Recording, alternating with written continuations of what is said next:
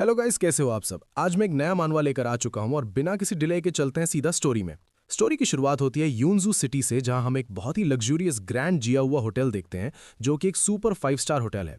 तभी scene shift होता है होटल के एक रूम के अंदर, जहां बाथरूम में एक लड़की नहा रही होती है और इसी दौरान बेडरूम के अंदर एक आदमी खड़ा होता है जिसका नाम फैंग चाओ है। वहीं फैंग चाओ धीरे से उस लड़की की ड्रेस उठाता है और उसे बड़े ही क्रीपी तरीके से स्मेल करता है। उसके चेहरे पर एक ईविल स्माइल होती है और वो मनी मन कहता है, जिया याओ, इस बात में आखिर तुम्हें अपना बना ही लूंगा। अभी वो अपनी घटिया सोच में डूबा ही होता है कि तभी अचानक रूम के डोर पर बेल बजती है और बाहर से आवाज आती है, सर आपकी फूड डिलीवरी आ गई है। ये सुनकर फैंग चाओ थोड़ा इरिटेट होता है और डोर की तरफ बढ़ते हुए कहता है, आ रहा हूं। जैसे ही डोर खुलता है हम देखते हैं बाहर एक डिलीवरी बॉय खड़ा है और वही डिलीवरी बॉय हमारा मेन कैरेक्टर ये चेन होता है। ये चेन बड़े रिस्पेक्ट के साथ कहता है, सर आपकी फूड डिलीवरी। लेकिन उसकी बात पूरी होने से पहले ही उसकी नजर रूम के अंदर चली जाती है। उसी पल बाथरूम का डोर खुलता है और जिया याओ टावल लपेटे हुए गीले बालों के साथ बाहर आती है। वो फैंग चाओ को देखकर कहती है, फैंग चाओ क्या तुमने मेरे क्लोथ्स लिए। लेकिन तभी उसकी नजर डोर पर खड़े ये चन पर पड़ती है और वो शॉक में फ्रीज हो जाती है। वहीं दूसरी तरफ ये चन के भी होश उड़ जाते हैं। उसका दिमाग सुन्न पड़ जाता है और शॉक के मारे उसके हाथ से फूड पैकेट फ्लोर पर गिर जाता है। ये देखकर फैंग चाओ गुस्से में चिल्लाता है, ओए बास्टर्ड। और इसी मोमेंट में जिया याओ येचन को देखकर अचानक कह उठती है, हनी। ये सुनते ही फैंग चाओ कंफ्यूज हो जाता है, हनी। तभी फैंग चाओ को समझ आ जाता है कि ये डिलीवरी बॉय असल में कौन है। वो ये चन को ऊपर से नीचे तक घूरता है और एक मॉकिंग स्माइल के साथ कहता है, जिया याओ, तो तुम्हारा यूजलेस हस्बैंड एक फूड डिलीवरी वाला निकला। वो हंसते हुए अपनी किस्मत पर प्राउड फील करता है और मनी मन कहता है, मुझे यकीन नहीं हो रहा कि मैंने वैंग जिया याओ के निकम्मे हस्बैंड से ऑर्डर किया। इसी वक्त ये चन का गुस्सा फाइनली फूट पड़ता है और वो सीधा जिया याओ की आंखों में देखते हुए अपने दिल का दर्द बयान करता है, वैंग जिया याओ, मैं तुम्हारे वैंग फैमिली में 3 साल तक रहा, दिन में 3 बार तुम्हारे फैमिली को खाना खिलाया। वो आगे कहता है, डॉग की गंदगी साफ की, कैट को खाना दिया। मैं ये नहीं कहूंगा कि ये मुश्किल था, लेकिन कम से कम मैंने तुम्हारे साथ सही किया। उसकी आवाज और भारी हो जाती है जब वो कहता है, इन पिछले 3 सालों में तुमने मुझे अपना हाथ तक छूने नहीं दिया। इसी बात के साथ हम एक फ्लैशबैक दिखाया जाता है जहां जिया याओ हमेशा ये चन को इग्नोर करती थी और कहती थी, मेरे करीब मत आना, जाकर फ्लोर पर सो जाओ। फ्लैशबैक से वापस आते ही ये चन गुस्से और दर्द में चिल्लाता है, मुझे हमेशा लगता था तुम प्रिंसिपल्स वाली वुमन हो, लेकिन आज तुम किसी और आदमी के साथ मजे कर रही हो। वो आंखों में आंसू लिए पूछता है, तुमने ऐसा क्यों किया। लेकिन जिया याओ के चेहरे पर जरा सी भी शर्म नहीं होती और वो ठंडे टोन में कहती है, क्यों, क्योंकि मेरा हस्बैंड सिर्फ एक ऑर्डिनरी फूड डिलीवरी वाला है।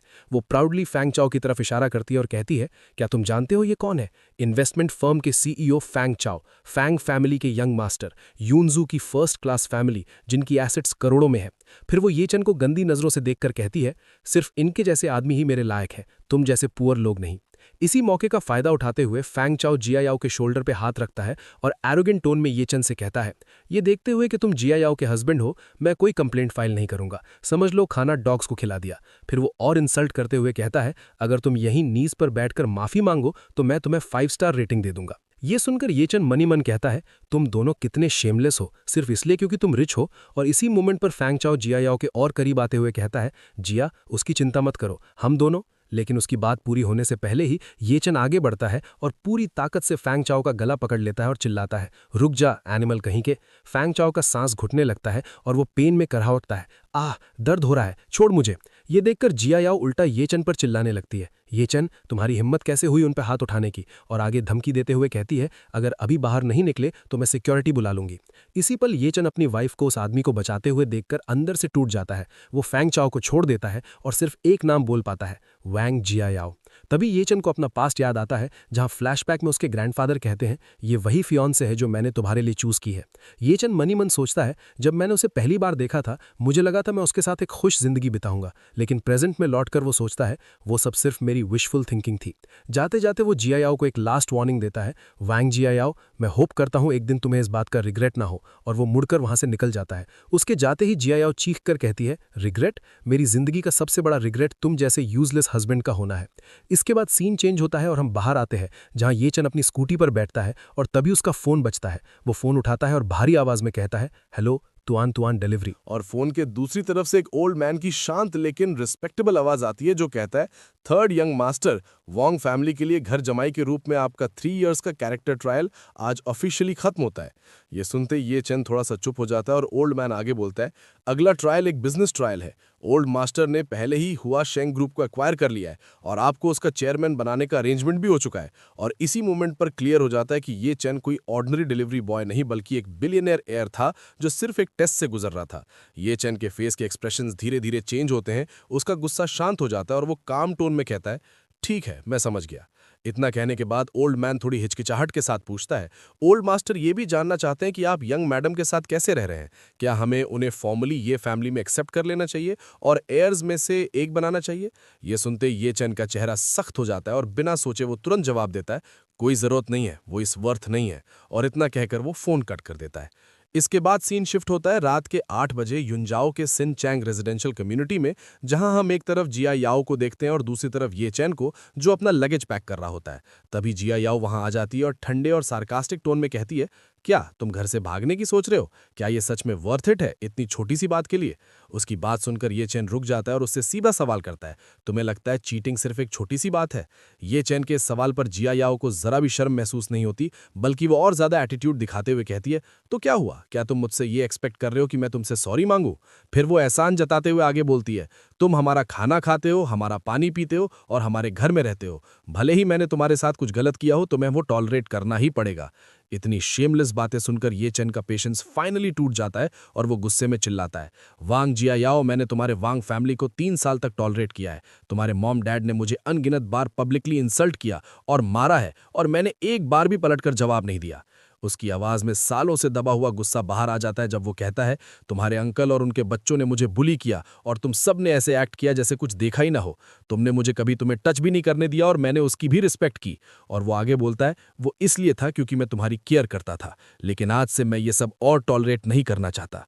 फिर अपना फैसला साफ शब्दों में सुनाते हुए ये चैन कहता है, वांग जिया याओ, चलो डिवोर्स लेते हैं। डिवोर्स का नाम सुनते ही जिया याओ शॉक हो जाती है और गुस्से में चिल्लाती है, ये चैन, तुम्हारी मुझसे डिवोर्स मांगने की हिम्मत कैसे हुई? और फिर वो उसे डराने और नीचा दिखाने की कोशिश करते हुए कहती है, अगर तुम इतने यूजलेस नहीं होते तो मैं क्यों? और हाँ, मत कहना मैंने तुम्हें वॉर्न नहीं किया। डिवोर्स के बाद ना तो तुम कई 100 स्क्वायर मीटर्स के लग्जरी अपार्टमेंट में रह पाओगे और ना ही ऑडी चला पाओगे। उसकी ये धमकी सुनकर ये चैन एक ठंडी और सार्कास्टिक हंसी हंसता है और कहता है, एक लग्जरी अपार्टमेंट, एक ऑडी, मुझे उनकी कोई जरूरत नहीं है। ये चेन का ये काम और इनडिफरेंट एटीट्यूड देखकर जिया राव की ईगो बुरी तरह हर्ट हो जाती है और वो चिढ़ते हुए बोलती है, मेरे वैंग फैमिली कम से कम युनजो में एक नियर फर्स्ट क्लास फैमिली है जिनकी एसेट्स बिलियंस में है। तुम्हारे जैसे पुअर लड़के का मेरे हस्बैंड होना ही पूरी तरह अनवर्दी है। और गुस्से में वो और तेज चिल्लाती है, ठीक है, डिवोर्स। मुझे नहीं पता ग्रैंडपा उस वक्त क्या सोच रहे थे जब मेरी शादी तुम्हारे जैसे लूजर से करवा दी। ये चेन बिना एक सेकंड वेस्ट किए सीधा कहता है, तो कल सुबह सिविल अफेयर्स ब्यूरो चलते हैं और डिवोर्स ले लेते हैं। लेकिन तभी जिया याओ थोड़ा रुककर बोलती है, कल नहीं हो पाएगा। कल मेरी ग्रैंडमा का 80th बर्थडे है और पूरी फैमिली को सुबह 10 बजे से पहले उनके घर पर गैदर होना है। फिर वो बात आगे बढ़ाते हुए कहती है, और ये डिसीजन पिछली जनरेशन ने लिया था, मुझे पहले अपनी फैमिली के साथ इस पर डिस्कस करना पड़ेगा। ये सुनकर ये चिन सिर्फ इतना कहता है, तो जितनी जल्दी हो सके अपनी फैमिली को एक्सप्लेन कर देना, मैं तुम्हारे कॉल का वेट करूंगा। ये कहकर वो अपना बैग उठाता है और बिना पीछे देखे निकलने लगता है। पीछे से जिया याओ पागलों की तरह चिल्लाती है, बैस्टर्ड, लूजर, तुम मुझे डिवोर्स देकर पक्का रिग्रेट करोगे। बस कुछ ही दिनों में तुम रिंगते हुए वापस आओगे और मुझसे भीख मांगोगे। लेकिन ये चेन उसकी बातों को कंप्लीटली इग्नोर करके घर से बाहर निकल जाता है, जहां तेज बारिश हो रही होती है। वो बारिश में खड़ा होता है कि तभी उसका फोन बजता है। वो कॉल उठाता और कहता है, हेलो। और दूसरी तरफ से वही ओल्ड मैन बोलता है, यंग मास्टर, कार कॉर्नर के पास आपका वेट कर रही है। ये सुनते ही ये चेन मुड़कर देखता और वहां एक नहीं बल्कि ब्लैक रोल्स रॉयस का पूरा कॉन्वॉय खड़ा होता है। हर गाड़ी के पास ब्लैक सूट में बॉडीगार्ड्स खड़े होते हैं, जो ये चेन को देखते ही एक साथ झुककर जोर से बोलते हैं, यंग मास्टर। बारिश और तेज हो जाती है तो एक बॉडीगार्ड आगे बढ़कर अम्ब्रेला ऑफर करता है, यंग मास्टर, अम्ब्रेला। लेकिन ये चेन उसे मना कर देता है और कहता है, कोई जरूरत नहीं, रेन मेरा माइंड क्लियर करने में मदद करती है। तभी दूसरा बॉडीगार्ड आगे बढ़कर ये चेन के शोल्डर्स पर एक महंगा कोट डाल देता है और जैसे ही वो कोट पहनता है उसका पूरा ऑरा बदल जाता है। फिर वो हैवी वॉइस में सिर्फ एक ऑर्डर देता है, चलो। और जैसे ही कॉन्वॉय मूव करता है, आसपास खड़े लोग ये सीन देखकर शॉक हो जाते हैं। क्राउड में से आवाजें आती हैं, वाओ, रोल्स रॉयस। और कोई और चिल्लाता है, ये सब रोल्स रॉयस हैं, ये क्या हो रहा है? ऊपर अपार्टमेंट की विंडो से जिया याओ भी ये शोर सुनती है और नीचे झांक कर देखती है। वो कंफ्यूज होकर खुद से सोचती है, इतनी सारी रोल्स रॉयस यहाँ से क्यों जा रही हैं? क्या कोई बहुत इंपॉर्टेंट इंसान यहाँ आया था? उसे जरा भी अंदाजा नहीं होता कि वो इंपॉर्टेंट इंसान वही था जिसे उसने अभी घर से निकाला है। इसी के साथ हमें ये फैमिली के बारे में बताया जाता है कि दुनिया सिर्फ रॉथस्चिल्ड्स, डुपॉन्ट्स और मॉर्गन्स जैसी मिस्टीरियस फैमिलीज को जानती है, लेकिन सबसे मिस्टीरियस फैमिली असल में ये फैमिली है जिनके एसेट्स 100 बिलियन से ज्यादा हैं, फिर भी वो बेहद लो की रहते हैं और तुम रिच लोगों की लिस्ट में उनका नाम भी नहीं ढूंढ पाओगे। सीन चेंज होता है और ये चेन एक हेलीकॉप्टर के पास पहुंच चुका होता है जहां एक बॉडीगार्ड रिस्पेक्ट के साथ कहता है, यंग मास्टर इस तरफ। और यही हमें बताया जाता है कि ये फैमिली अपने एयर्स को कैसे प्रिपेयर करती है, जहां नेक्स्ट जनरेशन के कैंडिडेट्स 3 साल की एज से ही स्क्रीनिंग और ट्रायल से गुजरते हैं। 5 साल की एज में मार्शल आर्ट्स, पियानो और वायलिन एक साथ सीखते हैं और 18 ईयर्स तक वो पहले ही अमेरिकन यूनिवर्सिटी का 4 ईयर्स का बिजनेस स्कूल करिकुलम कंप्लीट कर चुके होते हैं। लेकिन सिर्फ स्टडीज ही नहीं बल्कि कैरेक्टर को मोल्ड करने के लिए फैमिली एल्डर्स उन्हें स्पेशल टेस्ट देते हैं। इसी बात पर ये चेन को याद आता है वो दिन जब 3 साल पहले ये फैमिली एस्टेट में उसके ग्रैंडपा ने उसे ऑर्डर दिया था, ये चेन, मैं तुम्हारी मैरिज वैंग फैमिली में युंजो की एक सेकंड क्लास फैमिली के साथ एक कॉमन मैन के रूप में अरेंज कर रहा हूं। तुम अपनी आइडेंटिटी रिवील नहीं करोगे और इस टेस्ट को सक्सेसफुली कंप्लीट करोगे। जिसके जवाब में ये चेन ने कहा था, हाँ ग्रैंडपा, मैं समझ गया। प्रेजेंट में वापस आते हुए ये चेन हेलीकॉप्टर में बैठा सोचता है, उस वक्त मैंने अपनी मर्जी से ये ट्रायल एक्सेप्ट किया था, लेकिन अब वो सब खत्म हो चुका है। कुछ देर बाद हेलीकॉप्टर एक पैलेस जैसे मैंशन पर लैंड करता है। गार्ड्स उसे ग्रीट करते हैं, यंग मास्टर वेलकम बैक। और इस तरह ये चेन अपने रियल घर और अपनी रियल आइडेंटिटी के साथ वापस आ चुका होता है। वो मैंशन की तरफ देखकर मनी मन कहता है, मैं ये चेन वापस आ चुका हूं। सीन फिर शिफ्ट होता है अगले दिन सुबह 10 बजे युंजो सीसान विला एरिया में, जहां वैंग फैमिली की ओल्ड मैडम का बर्थडे सेलिब्रेशन चल रहा होता है और सब लोग उन्हें विश कर रहे होते हैं, ग्रैंडमा हैप्पी बर्थडे और मॉम आप 200 साल जिए। तभी क्राउड में से कोई जियायाओ से पूछता है, अरे वो लूजर ये चेन नहीं आया? जियायाओ थोड़ा हेजिटेट करके कहती है, वो शायद काम पर गया है। ये सुनते ही वैंग शाओजी और वैंग वायान हंसकर बोलते हैं, काम, खाना डिलीवर करना। और वैंग शाओजी गुस्से में कहते हैं, वो हमारी वैंग फैमिली के लिए एक धब्बा है। एक बार मेरी मसराटी से टकरा गया था और मेरी हिम्मत नहीं हुई फ्रेंड्स को बताने की वो हमारा रिलेटिव है। ये सब सुनकर ओल्ड मैडम वैंग भड़क उठती हैं और ऑर्डर देती हैं, उसे अभी के अभी यहां बुलाओ, उसमें बिल्कुल मैनर्स नहीं है। ग्रैंडमा का गुस्सा देखकर जियायाओ पैनिक में कहती है, ग्रैंडमा आज वो इसलिए नहीं आया क्योंकि हम डिवोर्स लेने वाले हैं। ये सुनते ही ग्रैंडमा शॉक में चिल्लाती हैं, क्या डिवोर्स? तुम्हें डिवोर्स लेने की परमिशन किसने दी? क्या तुम भूल गई हो कि तुम्हारी शादी तुम्हारे लेट ग्रैंडफादर ने अरेंज करवाई थी? इस पर जियायाओ तुरंत रोने का ड्रामा शुरू कर देती है, घुटनों पर गिर जाती है और कहती है, ग्रैंडमा मैं ग्रैंडपा की लास्ट विश के अगेंस्ट जाने की हिम्मत नहीं कर सकती, लेकिन ये चेन उसने लिमिट क्रॉस कर दी है, उसका बाहर किसी और वुमन के साथ अफेयर चल रहा है। और साथ ही वो अपने मन में सोचती है कि फैमिली को ये कभी नहीं पता चलना चाहिए कि पहले चीटिंग उसने खुद की थी। अगर live in son in law ये चेन उसे छोड़ना चाहता है तो गेम पलट देना ही बेहतर है। जियायाओ की ये बात सुनते ही ग्रैंडमा और ज्यादा भड़क जाती हैं और गुस्से में कहती हैं, क्या वो एनिमल? 3 साल तक हमने उसे रहने के लिए मैंशन दिया, चलाने के लिए लग्जरी कार्स दी और फिर भी वो तुम्हारे लिए लॉयल नहीं रह सका और दूसरी औरतों के पास चला गया। तभी वांग शाओजी बीच में बोल पड़ता है, जियायाओ बुरा मत मानना कि तुम्हारा एल्डर ब्रदर ये कह रहा है, लेकिन इसमें थोड़ी गलती तुम्हारी भी है। 3 साल हो गए तुम्हारी शादी को, लेकिन तुमने उसे कभी खुद को टच भी नहीं करने दिया। कोई सरप्राइज नहीं है कि ये चेन दूसरी विमेन ढूंढ रहा हो। या फिर तुम अपनी प्योरिटी इसलिए बचा रही थी ताकि उसे डिवोर्स देकर कोई नया रिच हस्बैंड ढूंढ सको। उस इडियट को तो ये समझ भी नहीं आया होगा।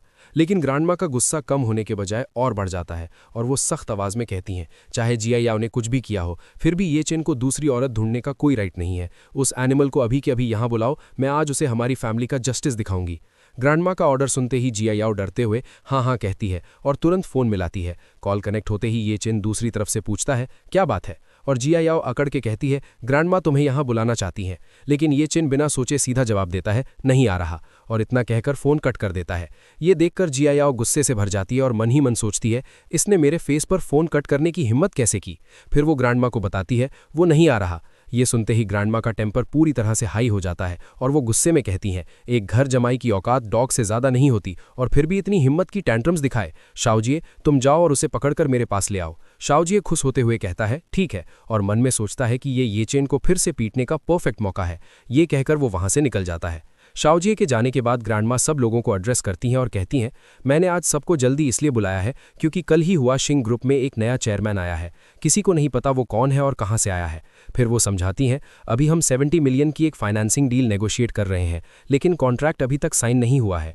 तुम सब जानते हो कि हमारी डिंगचिंग रियल एस्टेट हमेशा हुआ शिंग ग्रुप के साथ कोलैबोरेट करती आई है, इसलिए हुआ शिंग ग्रुप के नए चेयरमैन के साथ अच्छे रिलेशंस बनाना हमारी वांग फैमिली के फ्यूचर के लिए सबसे इंपॉर्टेंट है। वहीं दूसरी तरफ सीन शिफ्ट होता है जहां हम ये चेन को देखते हैं और उसका बॉडीगार्ड थोड़ा कंफ्यूज्ड होकर पूछता है, यंग मास्टर आप अभी भी कुरियर के कपड़े क्यों पहने हुए हैं? इस पर ये चेन शांत टोन में जवाब देता है, आज कुरियर के तौर पर मेरे कॉन्ट्रैक्ट का लास्ट डे है, मैंने जो शुरू किया था उसे खत्म करना चाहता हूं। और मन ही मन सोचता है कि अभी अपनी आइडेंटिटी बताने का वक्त नहीं आया, दुश्मन को खुले में देखना ज्यादा ईजी होता है जब मैं अंधेरे में रहूं। तभी अचानक उसका फोन बजता है और वहीं हम वांग शाओजिए को अपनी कार में ये चेन को लेने आता हुआ कॉल पर बोलता है, हेलो ये चेन, मैं वांग शाओजी ये बोल रहा हूँ, कहाँ हो तुम, चलो बात करते हैं। और ये चेन बिना डरे कामली जवाब देता है, मैं लुवियान रेजिडेंशियल कम्युनिटी में खाना डिलीवर कर रहा हूँ। वांग शाओजी ये ठंडी हंसी के साथ कहता है, ओ मैं बस अभी वहाँ आ रहा हूँ, मेरा वेट करना। और कुछ ही देर बाद शाओजी अपनी कार को फुल स्पीड में लाता है, ये चन के पास आकर जोर से ब्रेक्स मारता है, फिर कार का ग्लास नीचे करके एटीट्यूड के साथ कहता है, गाड़ी में बैठो, ग्रैंडमा तुमसे मिलना चाहती हैं। ये सुनते ही ये चन बिना रुके सीधा जवाब देता है, भले ही तुम्हारी ग्रैंडमा वांग जिया याओ के लिए बैक करें, कोई फायदा नहीं है, मैं ये डिवोर्स लेकर ही रहूंगा। ये चन की बात सुनते ही शाओजी भड़क उठता है और गुस्से में चिल्लाता है, क्या तुम पागल हो गए हो, मेरी ग्रैंडमा तुमसे बैक करेंगी, वो तुम्हें फैमिली जस्टिस देना चाहती हैं। इस पर ये चन कामली पूछता है, फैमिली जस्टिस किस बेसिस पर? यह सवाल सुनते ही शाओजी और भड़क जाता है और उंगली उठाकर ब्लेम लगाता है, किस बेसिस पर? तुमने बाहर एक फकिंग वुमन ढूंढी है, चाहे जो भी हो, वांग जिया याओ अभी भी वांग फैमिली की मेंबर है, तुमने वांग फैमिली के साथ गलत किया है, इसलिए तुम मरने के लायक हो। ये सुनते ही ये चन धीरे से अपना हेलमेट उतारता है और सरप्राइज के साथ पूछता है, मैंने बाहर वुमन ढूंढी है, क्या वांग जिया याओ ने ये कहा? और अगले ही पल वो अपनी हंसी रोक नहीं पाता और जोर से हंसता है, फफ। उसकी हंसी देखकर शाओजी चिढ़कर पूछता है, तुम हंस क्यों रहे हो? तभी ये चन का फेस एकदम सीरियस हो जाता है और वो मन ही मन गुस्से में कहता है, वांग जिया याओ, वो शेमलेस औरत, लोगों को बुली करने की भी एक लिमिट होती है। ये चन के इस बदलते हुए ऑरा को देखकर शाओजी के दिल में थोड़ा सा डर पैदा हो जाता है और वो मन ही मन सोचता है, ये क्या हो रहा है? ये चन का एक्सप्रेशन सडनली इतना स्कैरी क्यों हो गया, जैसे कोई सुपीरियर सबको नीचे देख रहा हो। लेकिन फिर वो खुद को समझाता है, नहीं, मैं पक्का गलत देख रहा हूँ, इस यूजलेस ट्रैश के पास ऐसी ऑरा कैसे हो सकती है? और फिर वो अपना एटीट्यूड वापस लाते हुए ऑर्डर देता है, ट्रैश, जल्दी कार में बैठो, पहले होटल के एंट्रेंस पर जाकर नीज पर बैठना, बर्थडे बैंक्वेट खत्म होने के बाद अपनी पनिशमेंट एक्सेप्ट करना और फिर डिवोर्स के लिए ग्रैंडमा के इंस्ट्रक्शन सुनना।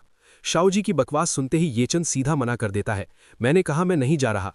ये सुनते ही शाओजी कार का डोर खोलकर बाहर निकलता है और थ्रेटन करता है, लगता है तुम्हारी स्किन में फिर से इचिंग हो रही है। और वो येचन पर अटैक करने के लिए आगे बढ़ता है, मैं मारूंगा। लेकिन उसके हाथ उठने से पहले ही येचन घूमकर एक जोरदार किक उसके फेस पर मारता है, जिससे शाओजी पेन में चिल्लाता है, आह, और गुस्से में बोलता है, तुम ट्रैश, तुमने वापस फाइट करने की हिम्मत की।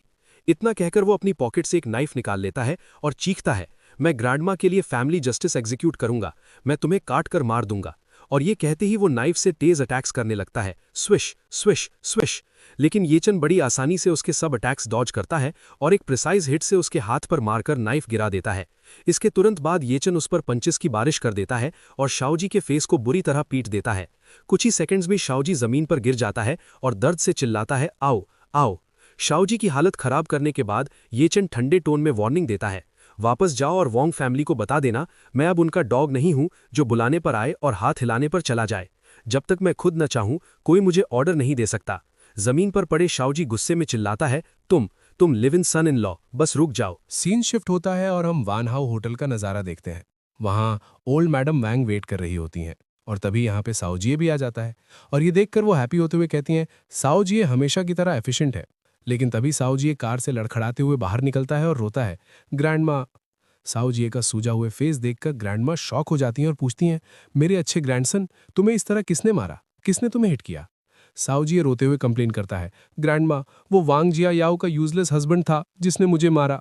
ये सुनते ही पास खड़े साओजिए के डैड वांग जीचियांग एंगर से रेड हो जाते हैं और कहते हैं, क्या उस यूजलेस चीज ने तुम्हें हर्ट करने की हिम्मत की? मैं उसे डेड चाहता हूं। तभी इधर साओजिए रिक्वेस्ट करता है, पुलिस को बुलाएं ग्रैंडमा। इस पर ग्रैंडमा मना करते हुए समझाती हैं, ये एक फैमिली मैटर है, टेंशन मत लो, मैं पक्का उसे वो पनिशमेंट दिलवाऊंगी जो वो डिजर्व करता है। ऐसी शेमफुल बात पुलिस को बुलाने से न्यूज इजीली फैल जाएगी।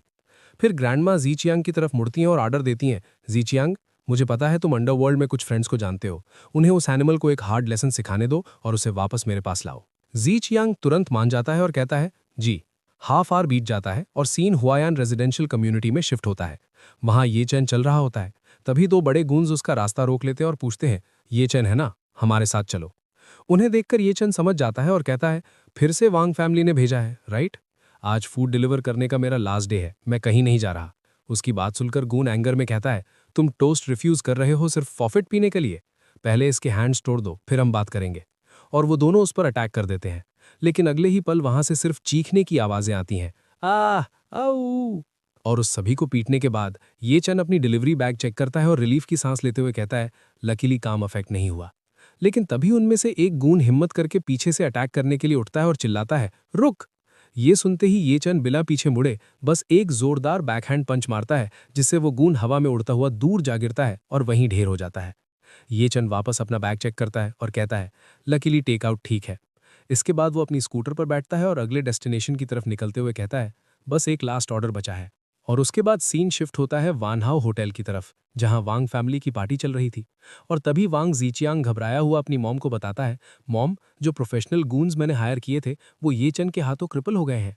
ये सुनकर ओल्ड मैडम वांग शॉक हो जाती हैं और एंगर में पूछती हैं, क्या क्या कोई नहीं है जो इस एनिमल को हैंडल कर सके? उनकी ये बातें सुनकर आसपास खड़े गेस्ट सरप्राइज हो जाते हैं और आपस में विस्पर करने लगते हैं, माय गॉड, मैंने सच में ये एक्सपेक्ट नहीं किया था। क्या वो useless live in son in law एक मार्शल आर्टिस्ट हो सकता है? तभी पास खड़ा एक ओल्ड मैन कहता है, ओल्ड मैडम, मिस्टर माकुन जो युनजाओ में 1-to-1 डिलीवरी के जनरल एजेंट है, वो बर्थडे की विश देने आए हैं। ये नाम सुनते ही जीचियांग अपनी मॉम से कहता है, क्या ये येचन का बॉस नहीं है? मॉम, मेरे पास एक अच्छा आइडिया है। अगली सीन में हम देखते हैं कि 2-on-2 डिलीवरी के जनरल एजेंट मा कुन हाथ में एक महंगी वाइन बॉटल लिए अंदर एंटर करते हैं। वो बड़े अदब के साथ आगे बढ़ते हैं और मुस्कुराते हुए कहते हैं, ओल्ड मैडम वोंग, मैंने सुना है आपको ड्रिंक करना पसंद है। ये लीजिए 90 रोमनी कोंटी की एक बॉटल स्पेशली आपके लिए। हैप्पी बर्थडे और दुआ करता हूं आप लंबी और हेल्दी जिंदगी जिएं। इसके बाद ओल्ड मैडम वैंग गिफ्ट तो एक्सेप्ट कर लेती हैं, लेकिन उनका चेहरा उतरा हुआ होता है। वो धीमी आवाज में कहती हैं, शुक्रिया प्रेसिडेंट माँ। उनका मूड देखकर माकुन थोड़ा कंसर्न्ड हो जाता है और पूछता है, ओल्ड मैडम वैंग, क्या बात है, आप थोड़ी अपसेट लग रही हैं। तभी ओल्ड मैडम गहरी सांस लेते हुए जवाब देती हैं, बॉस माँ, मुझे आप पर हंसने का डर नहीं, लेकिन हमारी वैंग फैमिली इस वक्त एक सीरियस फैमिली ट्रबल से गुजर रही है। उसके बाद बात को आगे बढ़ाते हुए जी चैंग बीच में बोल पड़ता है, क्या आपको ये चैन याद है, मेरे छोटे भाई के फैमिली का वो घर जमाई? ये सुनकर माकुन थोड़ा हैरान हो जाता है और तुरंत पूछता है, आप कह रहे हो कि उस घर जमाई ने सिर्फ चीट ही नहीं किया बल्कि आपके यंग मास्टर को जख्मी भी कर दिया? इसके बाद माकुन मन ही मन सोचता है, उस घर जमाई की इतनी हिम्मत कैसे हुई वैंग फैमिली को प्रवोक करने की। फिर वो अफसोस भरे टोन में कहता है, अफसोस की बात है युनजो में मेरे ज्यादा कनेक्शंस नहीं है, वरना मैं खुद उस एहसान फरामोश बेकार इंसान को सबक सिखाता। ये सुनते ही जी चैंग जल्दी से कहता है, नहीं नहीं बॉस माँ, आप बहुत हम्बल हैं, आप इस मामले में एक्चुअली मदद कर सकते हैं। फिर वो थोड़ा आगे झुककर कहता है, वो कमीना आपका एम्प्लॉय है, 2-on-2 डिलीवरी में काम करता है। ये सुनकर माकुन पूरी तरह शॉक हो जाता है, क्या ये चेन 2-on-2 डिलीवरी का एम्प्लॉय है? सच्चाई कंफर्म होते ही उसके चेहरे पर एक कॉन्फिडेंट स्माइल आ जाती है और वो कहता है, प्रेसिडेंट वैंग, ये मामला अब मुझ पर छोड़ दीजिए। इसके बाद माकुन तुरंत अपना फोन निकालता है और कॉल लगाता है, हेलो लिटिल चाय, चेक करो ये चेन की एम्प्लॉय आईडी और उसकी करंट लोकेशन। फिर शातिर मुस्कान के साथ ऑर्डर देता है, गुड, उसे तुरंत एक ऑर्डर असाइन करो, लोकेशन वानहाउ ग्रैंड होटल। 15 मिनट बाद हम ये चन को होटल के बाहर पहुंचते हुए देखते हैं। वो फोन पर कहता है, मिस्टर मा, आपका फूड डिलीवरी आ चुका है, मैं वानहाउ होटल के एंट्रेंस पर हूं। दूसरी तरफ से माकुन ठंडे टोन में कहता है, अंदर लेकर आओ। ये चन होटल को देखकर थोड़ा सस्पिशियस हो जाता है और मन ही मन सोचता है, वानहाउ ग्रैंड होटल युनजो का बेस्ट बर्थडे बैंक्वेट होटल है, वांग जिया याओ की पूरी फैमिली यहीं होगी। फिर वो फोन पर पोलाइटली कहता है, होटल पॉलिसी के अकॉर्डिंग डिलीवरी ड्राइवर्स को अंदर अलाउ नहीं होता, प्लीज आप बाहर आकर ले लीजिए। इधर अंदर खड़ा माकुन जो ओल्ड मैडम के साथ होता है, फोन पर कहता है, ठीक है, एंट्रेंस पर वेट करो, और फोन काट देता है। तभी बाहर खड़ा ये चन अचानक कई फुटस्टेप्स की आवाज सुनता है और समझ जाता है, डैम इट, ये एक ट्रैप है। और तभी माकुन ओल्ड मैडम वैंग और पूरी वैंग फैमिली के साथ बाहर आता है और रिस्पेक्टफुली ओल्ड मैडम को रास्ता दिखाते हुए कहता है, ओल्ड मैडम वैंग इस तरफ। फिर माकुन सीधा ये चन के सामने आकर अकड़ के साथ ऑर्डर देता है, अपनी यूनिफॉर्म और वर्क बैच उतारो, अभी के अभी। कंफ्यूज्ड ये चन पूछता है, तुम्हारा क्या मतलब है? उसके कंफ्यूजन का मजाक उड़ाते हुए शाओजी जोर से हंसता है और कहता है, इडियट, क्या तुम जानते हो ये कौन है? ये तुम्हारे टॉप बॉस हैं, माकुन, 2-on-2 डिलीवरी के जनरल एजेंट। तभी माकुन धमकी भरे टोन में कहता है, अगर तुम्हें यकीन नहीं तो मैं मैनेजर कई से कॉल करवा देता हूं। इसी वक्त येचन का फोन बजता है और कॉल उठाते ही दूसरी तरफ से मैनेजर चिल्लाता है, येचन, तुमने प्रेसिडेंट मा को कैसे ऑफेंड कर दिया? तुम ऑलरेडी फायर हो चुके हो। मैनेजर की बात सुनकर येचन का गुस्सा और डिसअपॉइंटमेंट दोनों साथ फूट पड़ते हैं और वो मन ही मन सोचता है, मैं अपना डिलीवरी करियर पीसफुली खत्म करना चाहता था, लेकिन इस बास्टर्ड ने सब बर्बाद कर दिया। तभी माकुन चीखता है, जल्दी करो, कपड़े उतारो, तुम फायर्ड हो, और प्रेशर बनाते हुए जोर से बोलता है, स्ट्रिप, सब उतार दो। गुस्से में येचन अपनी जैकेट उतार देता है। ये देखकर शाओजी ये वीडियो रिकॉर्ड करते हुए जोर जोर से हंसता है और कहता है, हा हा हा, बिल्कुल कुत्ते जैसा लग रहा है। उसके बाद जिचियांग भी आगे आता है और ताना मारता है, बेकार चीज, अब कहाँ गई तुम्हारी एरोगेंस? मेरे बेटे को मारने की हिम्मत की थी ना? येचन उन सबको इग्नोर करते हुए कामली कहता है,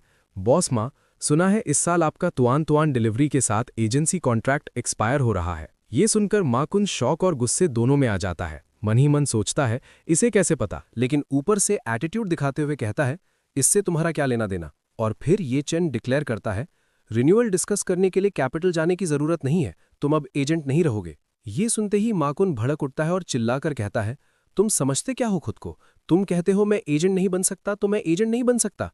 क्या तुम जानते हो तुआन तुआन डिलीवरी के सीईओ के साथ मेरे रिलेशंस कितने टाइट हैं? तभी वहां बैठी ओल्ड मैडम वैंग बीच में इंटरफेयर देती हैं और एंगर से चीखती हैं ये चैन एनिमल नीज पर बैठो। वो सबके सामने अनाउंस करती हैं आज सभी गेस्ट्स के सामने मैं तुम पर फैमिली जस्टिस एग्जीक्यूट करूंगी। पहले तुमने चीट किया और जिया याओ के साथ गलत किया, फिर तुमने मेरे ग्रैंडसन को मारा। लेकिन ये चैन उनकी बात मानने से साफ इनकार कर देता है और पलटकर जवाब देता है ओल्ड थिंग ड्रीम्स देखती रहो, मैं क्यों नीज पर बैठूं। ये चैन की बदतमीजी देखकर ओल्ड मैडम उसे पुरानी बात याद दिलाती हैं। 3 इयर्स पहले जब तुमने हमारी वैंग फैमिली में मैरिज की थी, तुमने पर्सनली प्रॉमिस किया था। मैं तुमसे पूछती हूं क्या तुम्हारा वो पुराना प्रॉमिस अभी भी काउंट करता है? एक बार तुमने वैंग फैमिली के लिए कुछ हार्मफुल किया तो तुम मेरी वैंग फैमिली का जस्टिस एक्सेप्ट करोगे। इस पर ये चेन बिना डरे चेस्ट चौड़ा करके कहता है जो मैं ये चेन कहता हूं वो नेचुरली काउंट करता है। उसकी ये बात सुनते ही ओल्ड मैडम तुरंत ऑर्डर देती हैं अच्छा मेरी वैंग फैमिली का जायंट ड्रैगन रूलर लेकर आओ। जिस पर जी चियांग तुरंत कहता है जी। अगले ही पल एक चमचमाता हुआ गोल्ड का ड्रैगन रूलर लाया जाता है। इस स्कैरी वेपन को देखकर बताया जाता है कि इस चीज से फेस पर मार खाने से कम 3 डेज तक पेन होता है। कुछ और हिट्स और फेस सड़ जाएगा। रूल। ओल्ड मैडम एंगर में जी चियांग को ऑर्डर देती हैं मेरे लिए इसे 20 टाइम्स मारो। और जी चियांग रूलर हाथ में लेते हुए कहता है जी। तभी जिया याओ के डैड वैंग जीवान आगे आते हैं और कहते हैं मॉम ये मेरी गलती थी कि मैं अपने सन इन लॉ को ढंग से डिसिप्लिन नहीं कर पाया, मुझे पर्सनली इसे लेसन सिखाने दीजिए। लेकिन उसी वक्त जिया याओ आती है और अपने डैड के हाथ से वो रूलर छीन लेती है और कहती है मुझे करने दीजिए, वो मेरा हस्बैंड है, मुझे उसे मारने दीजिए। और गाइज इस मनुहा के चैप्टर्स अभी तक इतना ही आया था और ये मनुहा कैसा है कमेंट करना और बताना, और तब तक के लिए बाय बाय। तो कहानी वहीं से आगे बढ़ती है जहां पिछले एपिसोड में हमने छोड़ा था। माहौल पूरी तरह गर्म था क्योंकि जिया याओ गुस्से में वो जायंट ड्रैगन रूलर अपने हाथ में लेकर येचन को सबक सिखाना चाहती थी। लेकिन ये सीन देखकर येचन एक अलग ही मूड में नजर आता है। उसके चेहरे पर एक सार्कास्टिक स्माइल आ जाती है और वो सीधा जिया याओ की हिपोक्रेसी पर वार करता है। वो ताना मारते हुए कहता है कि पहले तुमने चीट किया, ऊपर से मुझे ही चीटिंग के लिए फ्रेम किया, क्या ये सब काफी नहीं था जो अब तुम मेरे मुंह पर थप्पड़ भी मारना चाहती हो? ये बोलने के बाद वो रुकता नहीं है बल्कि अपने सार्केज़म का लेवल और बढ़ा देता है।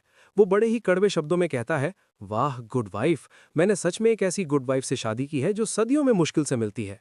ये चिन की एक कड़वी सच्चाई सुनकर जिया याओ को मिर्ची लग जाती है और वो गुस्से में करके मुंह फेर लेती है। लेकिन अगले ही पल अपनी ईगो को सेटिस्फाई करने के लिए और वहां मौजूद लोगों के सामने अपनी पावर दिखाने के लिए वो जोर से ऐलान करती है कि ये उसका हस्बैंड है और अगर कोई इसे मारेगा तो वो हक सिर्फ उसका है। अपने इस एक्शन को जस्टिफाई करते हुए वो मन ही मन सोचती है कि आखिर येचन उसका आदमी है, वो दूसरों को उसे कैसे मारने दे सकती है, क्योंकि अगर कोई और उसे मारेगा तो ये इनडायरेक्टली उसके खुद के मुंह पर थप्पड़ होगा। जिया याओ अभी अपनी ये जस्टिफिकेशन दे ही रही थी कि तभी सिनेरियो चेंज होता है। अचानक पास खड़ा शाओ जिये आगे लपकता है और बिना किसी वार्निंग के झटके से जिया याओ के हाथ से वो ड्रैगन रूलर छीन लेता है। उसका गुस्सा अब कंट्रोल से बाहर हो चुका था। वो लाल होकर येचन पर चिल्लाता है, येचन साले कुत्ते। हथियार हाथ में आते ही शाओ जिये का कॉन्फिडेंस आसमान छू लेता है और वो पूरी ताकत से येचन की तरफ बढ़ता है। वो धमकी देता है कि तेरी हिम्मत कैसे हुई मुझे मारने की, देख आज मैं तेरा चेहरा कैसे बिगाड़ता हूं। वो रूलर हवा में लहराते हुए येचन पर हमला कर देता है। लेकिन इससे पहले कि वो रूलर येचन को लगती, कहानी में एक ट्विस्ट आता है। येचन बिजली की तेजी से उसका हाथ हवा में ही पकड़ लेता है। इस पॉइंट पर शाओ जिये अभी कुछ समझ पाता या रिएक्ट कर पाता, उससे पहले ही येचन पलटवार करते हुए एक जोर का थप्पड़ सीधा शाओ जिये के मुंह पर जड़ देता है। ये थप्पड़ इतना जोरदार था कि शाओ जिये दर्द से चीख पड़ता है। ये नज़ारा देखकर वहां मौजूद सारे गेस्ट शॉक हो जाते हैं। किसी को यकीन नहीं होता कि वैंग फैमिली के घर जमाई ने सच में वैंग फैमिली के ही पोते पर हाथ उठा दिया। लोग आपस में फुसफुसाने लगते हैं कि ओ माय गॉड ये क्या हो गया। अपने पोते को पिटते देख ओल्ड मैडम वैंग का गुस्सा हाई लेवल पर पहुंच जाता है। वो चीख पड़ती हैं, बास्टर्ड, तुझे अंदाजा भी है कि यहाँ कितने ब्यूरो चीफ्स और डायरेक्टर्स मौजूद हैं? वो येचन को कॉन्सिक्वेंसेज याद दिलाते हुए डराती हैं कि वो लोग तुझे यहीं स्पॉट पर अरेस्ट कर सकते हैं और जेल में डाल सकते हैं। इतनी बड़ी धमकी सुनने के बावजूद ये चन बिल्कुल रिलैक्स खड़ा रहता है। वो बड़े ठंडे दिमाग से जवाब देता है कि मुझे लगता है यहाँ मौजूद सारे गेस्ट ने साफ साफ देखा होगा। वो वैंग शाओजी था जिसने पहले मुझ पर वेपन से अटैक किया। अपनी सफाई देते हुए वो क्लियर करता है कि मैं तो बस सेल्फ डिफेंस कर रहा था। तभी भीड़ में से एक गेस्ट आगे आता है और सिचुएशन को और कॉम्प्लिकेट करते हुए कहता है कि लेकिन तुमने अभी कहा था कि तुम वैंग फैमिली का जस्टिस मानने को तैयार हो, पर जब पनिश होने की बारी आई तो तुम अपनी बात से पलट गए।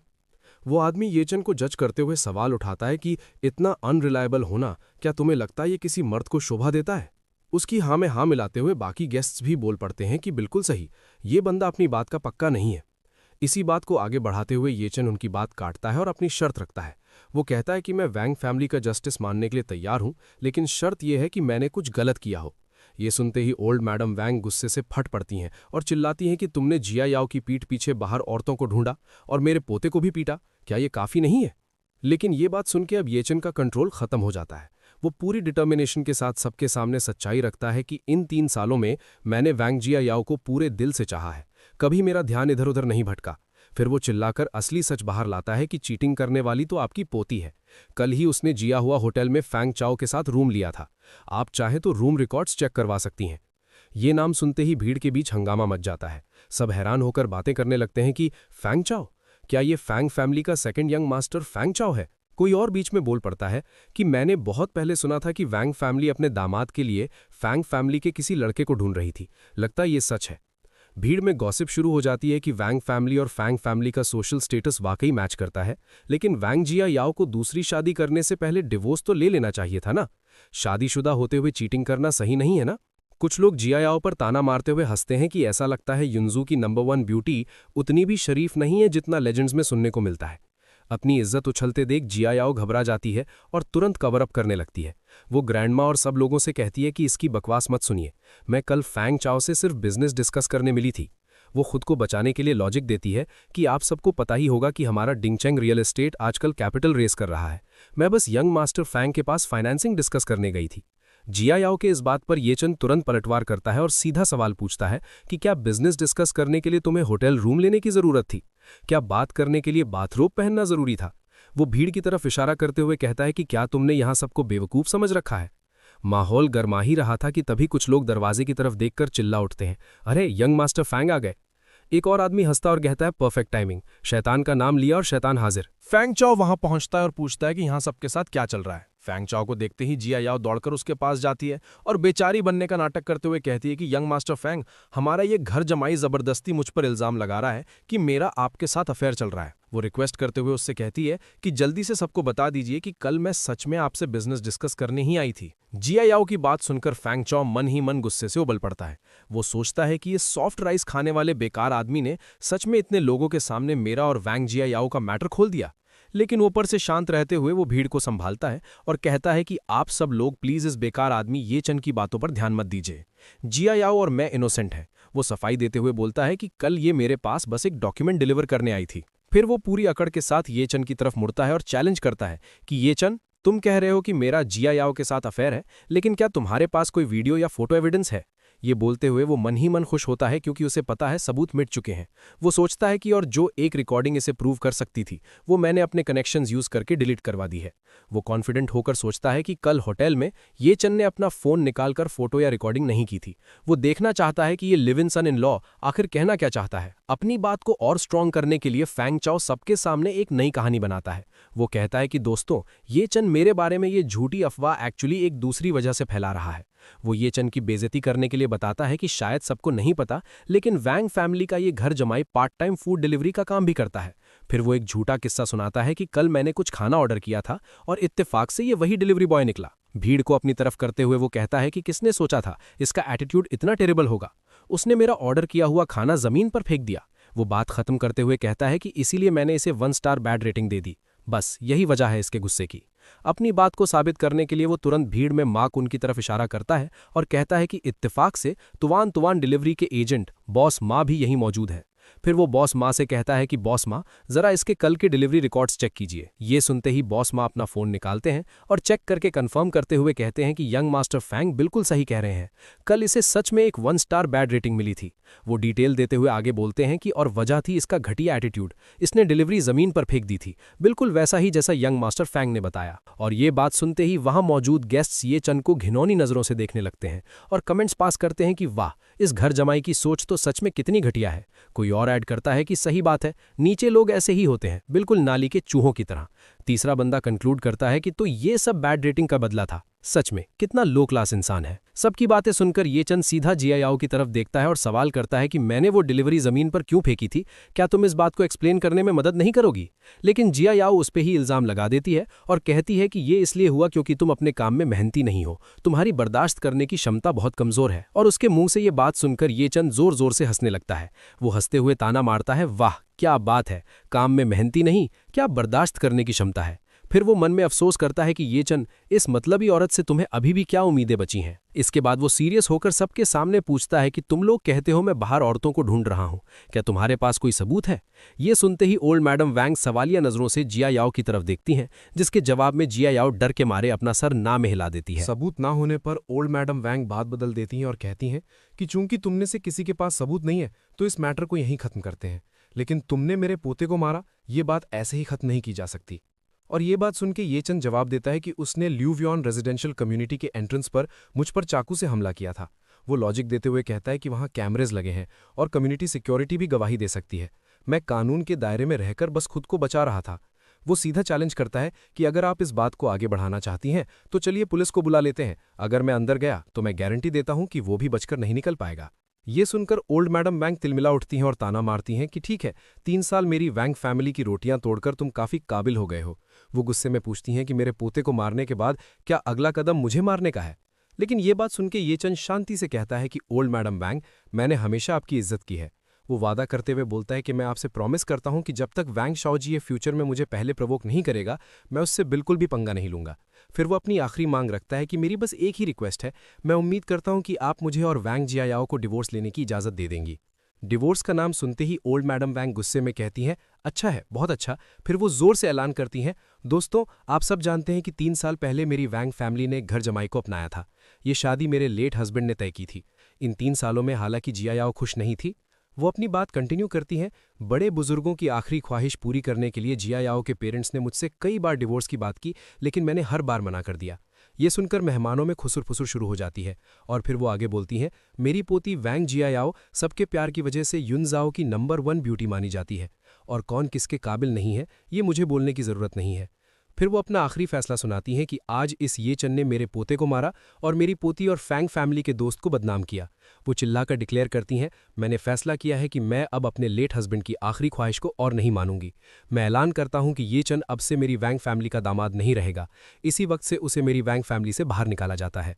ये सुनते ही जी चियांग वेटर को ऑर्डर देता है, वेटर सेलिब्रेशन के लिए सबको ड्रिंक सर्व करो। और फिर उसके बाद माहौल बदल जाता है। वेटर सभी को वाइन सर्व करता है और जैसे कि एक्सपेक्टेड था, वोंग फैमिली के फैसले से खुश होकर सारे गेस्ट्स उन्हें बधाई देने लगते हैं। मुबारक हो ओल्ड मैडम वोंग, मुबारक हो जियायाओ, सब एक सुर में बोलते हैं और माहौल में गजीब सी खुशी छा जाती है। लोगों का कहना था, बधाई हो, एक बेकार इंसान से छुटकारा मिल गया। आखिरकार अब आप जियायाओ के लिए कोई बराबर का रिश्ता ढूंढ सकती हैं।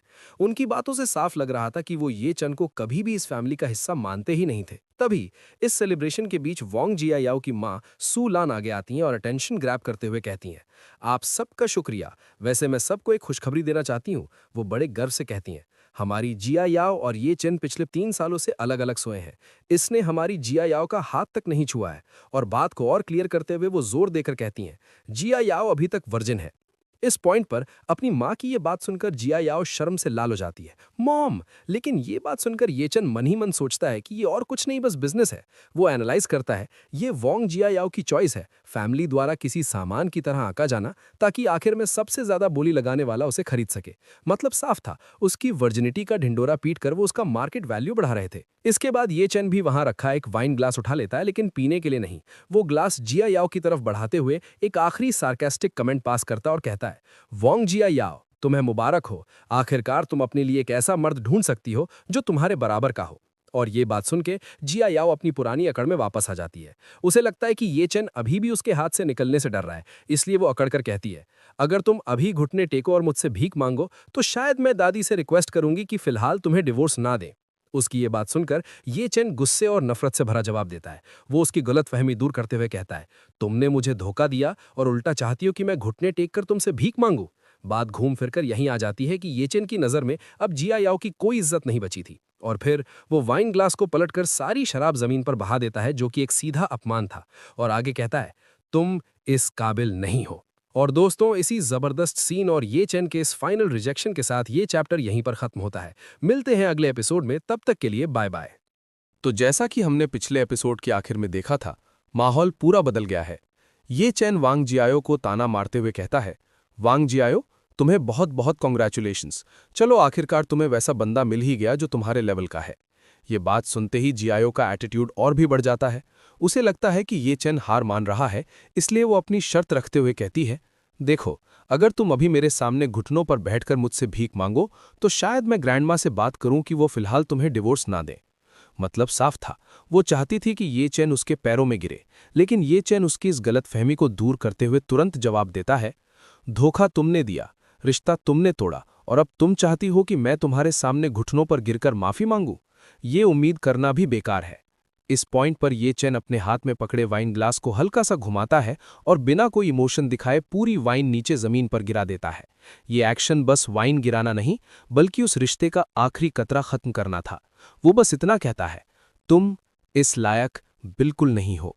और ये चैन का ये रवैया देखकर जियाओ का गुस्सा 7वें आसमान पर पहुंच जाता है। उसे यकीन नहीं हो रहा था कि जो इंसान कल तक उसकी हर बात मानता था, आज वो उसे रिजेक्ट कर रहा है। वो मन ही मन सोचती है, ये चैन, ये नीच और घटिया आदमी, ये आज पागल हो गया है क्या? ये तो सीधा बगावत पर उतर आया है। गुस्से और बेइज्जती से तिलमिलाते हुए वो चिल्लाती है, तुम। लेकिन अपनी बात वहीं रोककर वो तुरंत अपनी ग्रैंडमा की तरफ मुड़ती है, क्योंकि उसे पता है कि असली पावर वहीं है। वो शिकायत करते हुए कहती है, ग्रैंडमा, इसे सिर्फ डिवोर्स देकर छोड़ देना तो इसके लिए बहुत बड़ा छुटकारा होगा।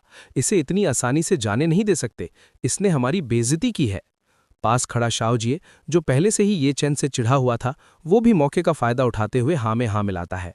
वो अपना सूजा हुआ चेहरा सबको दिखाते हुए कहता है, सिस्टर जियाओ बिल्कुल सही कह रही हैं, हमें इससे सबक सिखाना ही होगा।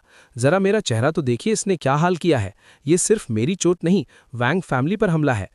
अपने पोते की ये हालत और पूती की बेइज्जती देखकर ओल्ड मैडम वांग का फैसला और भी सख्त हो जाता है। उनके लिए ये अब सिर्फ डिवोर्स का मामला नहीं, बल्कि फैमिली की नाक का सवाल बन गया था। वो कहती हैं, टेंशन मत लो, मेरे वैंग फैमिली के लोगों को बुली करना इतना आसान नहीं है। फिर वो वहां खड़े सभी मेहमानों को एड्रेस करते हुए जोर से बोलती हैं, ताकि सब सुन सकें, आप सब सुनिए, इस ये चैन ने मेरी पोती की जवानी के कीमती 3 साल बर्बाद किए हैं, और तो और मेरे पोते को भी पीटा है। इसने हमारे भरोसे का गलत फायदा उठाया है। वो अपनी बात को और वजन देते हुए आगे कहती हैं, मेरी वैंग फैमिली पिछले काफ़ी सालों से युनजू में है, हमारी भी कुछ इज्जत और रेपुटेशन है यहाँ। अगर हमने इसे ऐसे ही जाने दिया तो मुझे डर है कि फ्यूचर में लोग हमारी वैंग फैमिली को सीरियस लेना बंद कर देंगे। लोग सोचेंगे कि हम कमज़ोर पड़ गए हैं। इसलिए वो सबके सामने एक रिक्वेस्ट रखती है, यहाँ मौजूद आप सभी लोग युनजू की अलग अलग इंडस्ट्रीज़ के बिग शॉट्स हैं, आप लोगों का एक रुतबा है। इसलिए मैं आप सबसे रिक्वेस्ट करती हूँ, प्लीज़ मेरी मदद कीजिए और इसकी कमाई का हर रास्ता काट दीजिए। इसे एहसास होना चाहिए कि हमसे टकराने का अंजाम क्या होता है। ग्रैंडमा वांग की ये बात सुनते ही वहाँ खुसफुस शुरू हो जाती है। लोग आपस में हैरानी से बातें करने लगते हैं। वैंग फैमिली ये चैन का लाइवलीहुड खत्म करना चाहती है। मतलब ये चाहते हैं कि ये चैन युनजू में खाना तक न खा सके। ये तो सीधा पेट पर लात मारने वाली बात हो गई। कोई कहता है, आखिरकार एक घर जमाई ने वैंग फैमिली की नाक कटवा दी है और ऊपर से खुद डिवोर्स भी मांग रहा है, गुस्सा तो आएगा ही। तो कोई दूसरा बंदा हैरान होकर बोलता है, पर वो बस एक छोटा सा live in son in law ही तो है, क्या इतना बड़ा एक्शन लेना जरूरी है? ये तो शेर का शिकार करने के लिए पूरी फौज बुलाने जैसा है। तभी इस डिस्कशन को तोड़ते हुए भीड़ से फांग चाओ आगे आता है।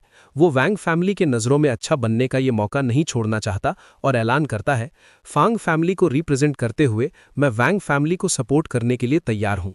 भीड़ में लोग उसे तुरंत पहचान लेते हैं, अरे ये तो फांग फैमिली का बड़ा बेटा है, वही फैमिली जिनका युनजू में अफोर्डेबल लग्जरी होटल चेन्स का सबसे बड़ा शेयर है। इनका सपोर्ट मिलना मतलब बहुत बड़ी बात है। अपनी पावर शो करते हुए फैंग चाओ ये चैन को धमकी देता है, मैं गारंटी देता हूं कि आज के बाद युनजू में 4 स्टार से नीचे का कोई भी होटल या गेस्ट हाउस तुम्हें चेक इन नहीं करने देगा। तुम्हें सर छुपाने की जगह तक नहीं मिलेगी। वो एक स्टेप और आगे बढ़ता है और गंदे तरीके से मुस्कुराता है। उसके दिमाग में ये चैन के लिए सिर्फ नफरत है। वो मन ही मन कहता है, ये चैन, फ्यूचर में मैं ना सिर्फ तुम्हारी बीवी के साथ सोऊंगा बल्कि तुझ जैसे बच्चे को जमीन पर रेंगने और मुझसे भीख मांगने पर मजबूर कर दूंगा। तेरी औकात मैं तुझे दिखाऊंगा।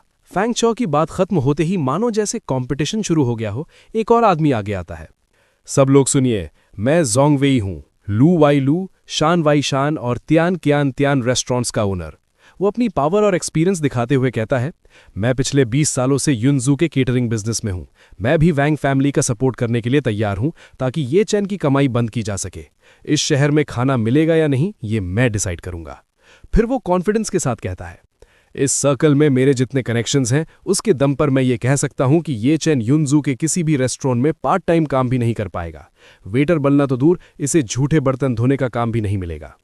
अभी वो चुप हुआ ही था कि तभी माकुन, जो खुद को पीछे नहीं रखना चाहता था, वो भी आगे आता है और कहता है, छोटे भाई माकुन, जो युनजू में त्वान त्वान डिलीवरी का जनरल एजेंट है, मैं भी ये चैन की लाइवलीहुड काटने में वैंग फैमिली का साथ दूंगा।